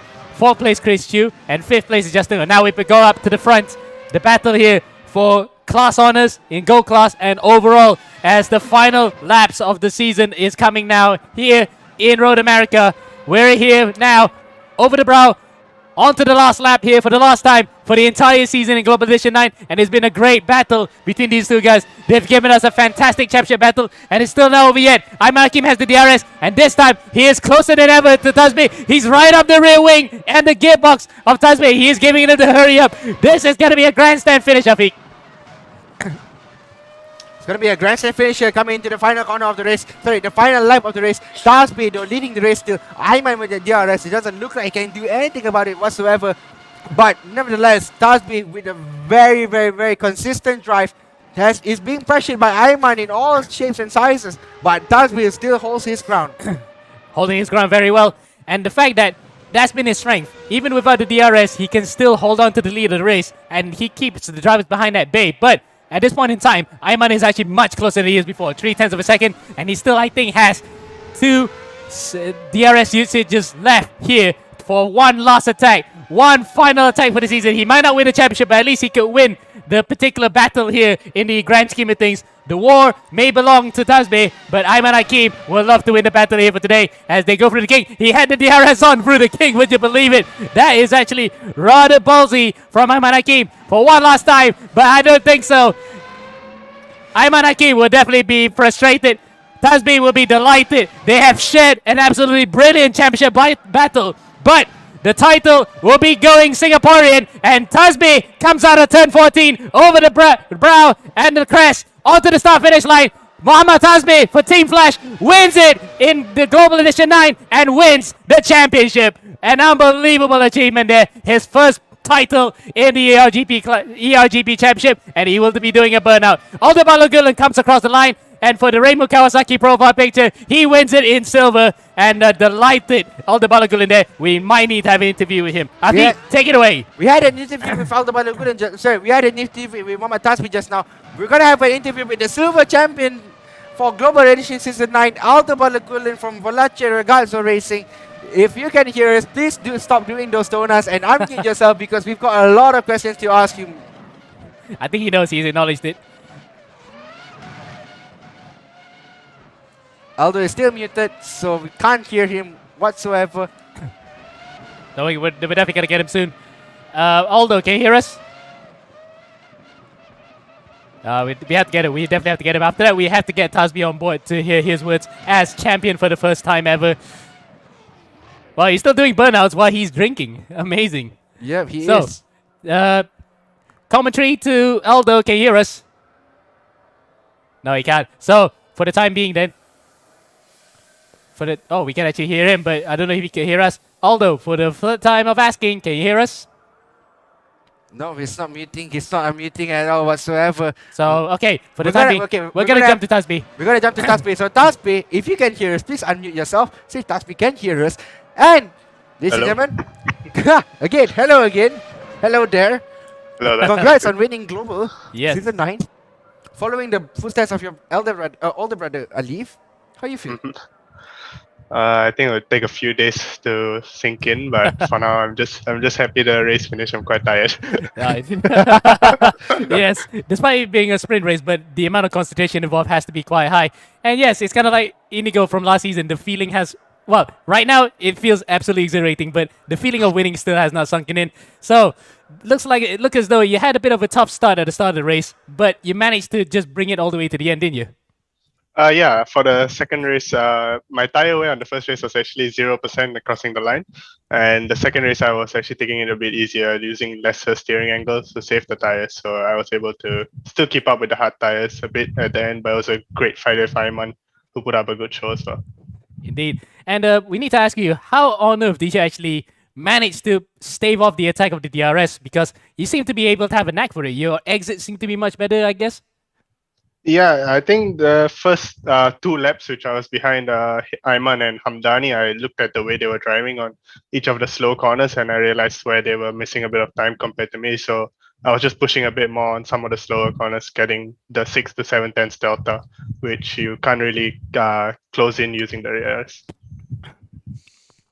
Indeed. And the fact that you can still manage to hold on to that 5 tenths delta in front, even without the DRS, isn't it? Because of those exits. Yeah, it was so hard at the last 2 laps because those laps are the ones where the mediums really just die off. So yeah, we're happy to get the win and double win on my last race. So yeah, happy. Indeed. Congratulations on your first ever title in ERGP. Following your footsteps here, brother, and it looks as though the Hamilton clan has another champion adding to the roster. Thank you. Thanks, guys, for the commentary throughout the whole season. It's been fantastic to drive this season alongside Ayman and all the other racers. You know, Nico, Sage, Masvi, everybody's coming up and rising talent. So it was great fun to drive with everyone. Indeed, and thank you for having the pleasure for us to commentate on and being champion this year and with some really brilliant drives. Thank you. Cheers. Bye bye. Cheers. Bye bye. Yeah. So now we have Aldo Balugalan unmuted himself, and I hope he can hear us because we've been asking him to unmute himself for the last few minutes. So Aldo, if you can hear us, please give us a wave. Yeah, I hear you now. Okay, Don't worry. perfect. Good. Okay, Afi, take it away with the questions. All right, so winner in silver, you're definitely going to be promoted up to gold. But tell us about the pressure, especially knowing the fact that coming into this final round of the season, you have that very comfortable lead from Yang Ming. And did you had any pressure? Not really, because my plan has been to just stick close to Yang Ming.